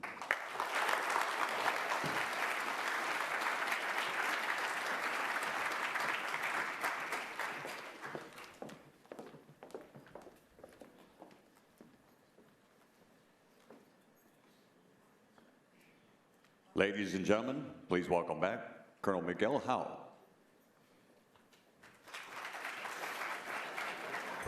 I'm not Miguel Howe. I rise to thank Miguel Howe and the amazing MSI team, including Matt Amadon, Brooke Hughes, Emily Casarona, and under the leadership of Holly Kuzmich, who leads our Institute work, and also to recognize our incredible events team led by Anisha Williams in this case. And thank you all for coming, and if you'll join me in giving a round of applause to this incredible team that put this work together. And now, Miguel Howe.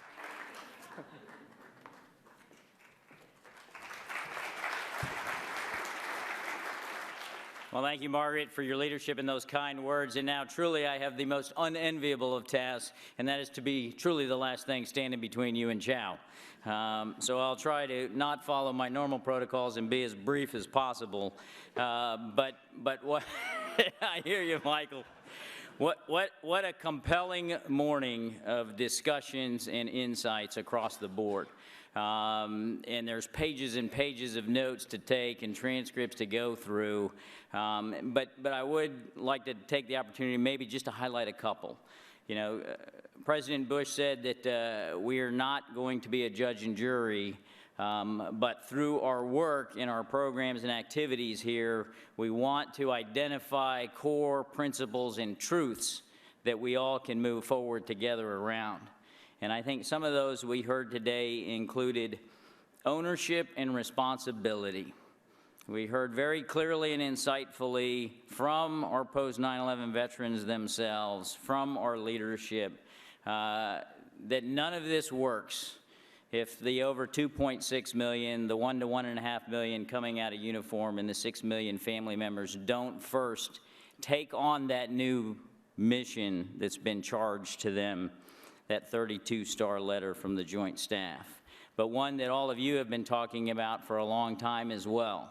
And that's taking on that new role that our communities and our country continues to need, the depth of leadership that these men and women and their families can provide. To continue to be that professional warrior and not the professional victim. And that's why we're all here, right?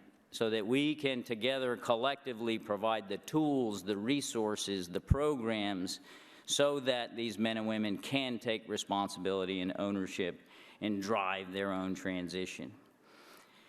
We heard once again loud and clearly about organizational excellence. And when I say organizational excellence, it's not just the great service providers who are working so hard out there, but it is the collective whole that makes those organizations excellent. It is the partnership and support from funders, and with great government and community partners and business leaders and partners that helps to set the conditions for the leadership that's essential in these organizations, the systems, the veteran differentiators that we talked about, and clearly the theme of data and metrics and results and impact reporting, which is a daunting task for all of us as we look at how to measure, how to meaningfully measure, and then how do we simplify that measurement in a way that it does not become overly burdensome.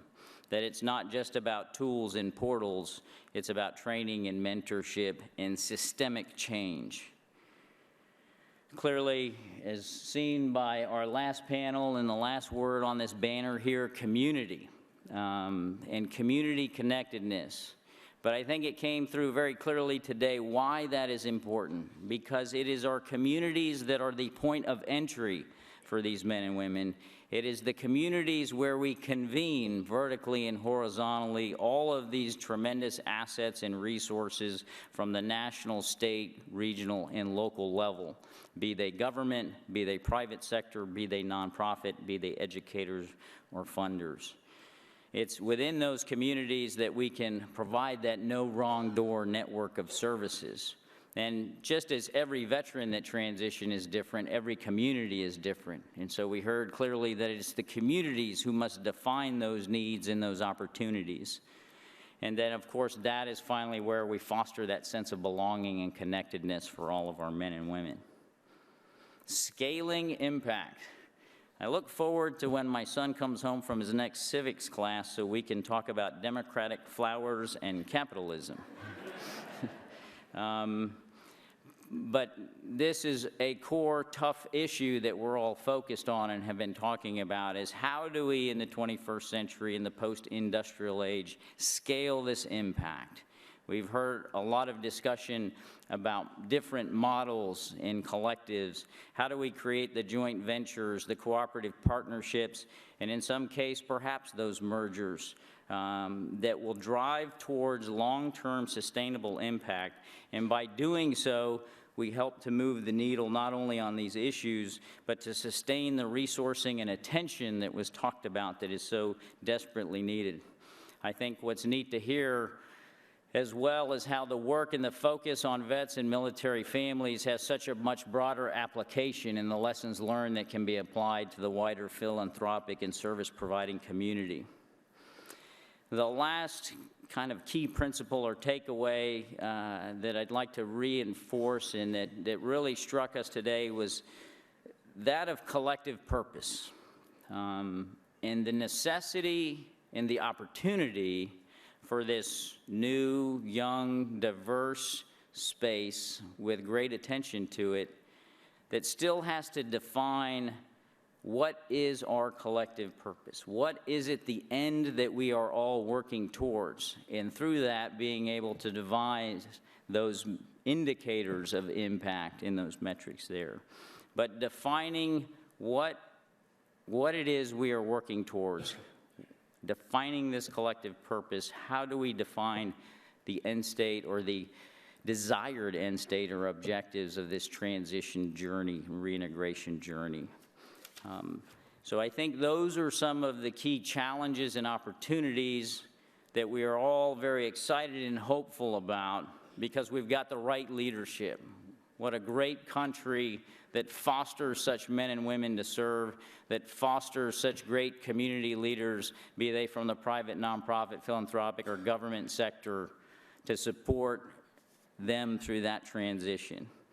So, as was highlighted today, it can't be just about toolkits and checklists and portals, but they are a start. They are a framework to the discussion that we're having. So I invite everyone to become actively engaged for this next phase of the operation, both nationally and regionally, as we go out to continue to work directly with all of you on how we take what we've discussed today, what we've rolled out today, and how do we roll it in and take it to the next level.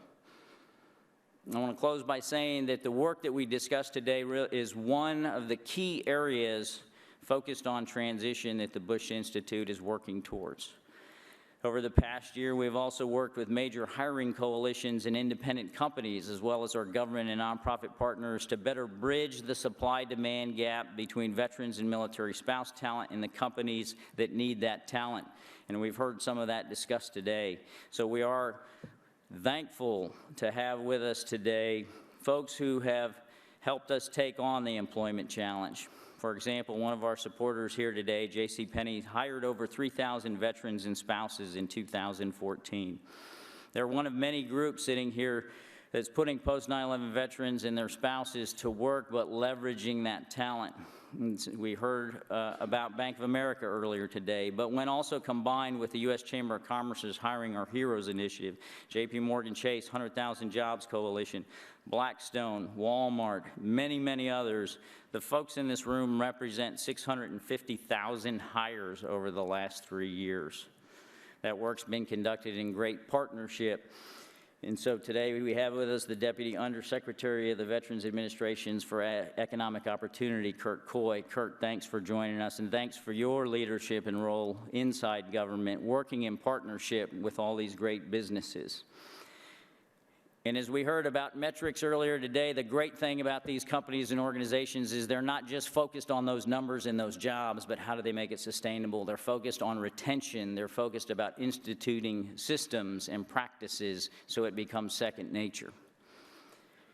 We're also working with many in this room on some of the outcomes and manifestations of war and the civilian-military divide that come in the form of physical, mental, and behavioral health injuries.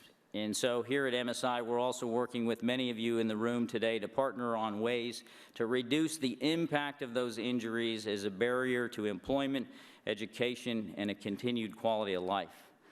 And so we look forward very much to working with you in the coming year on that effort as well. As Margaret said this morning at the Bush Center, we are committed to serving our post-9/11 veterans and military families. We will continue this mission on their behalf, and as President Bush has charged all of us, we must be relentless. But we look forward to your partnership. Thanks for coming. Now, buen provecho, let's have a great lunch.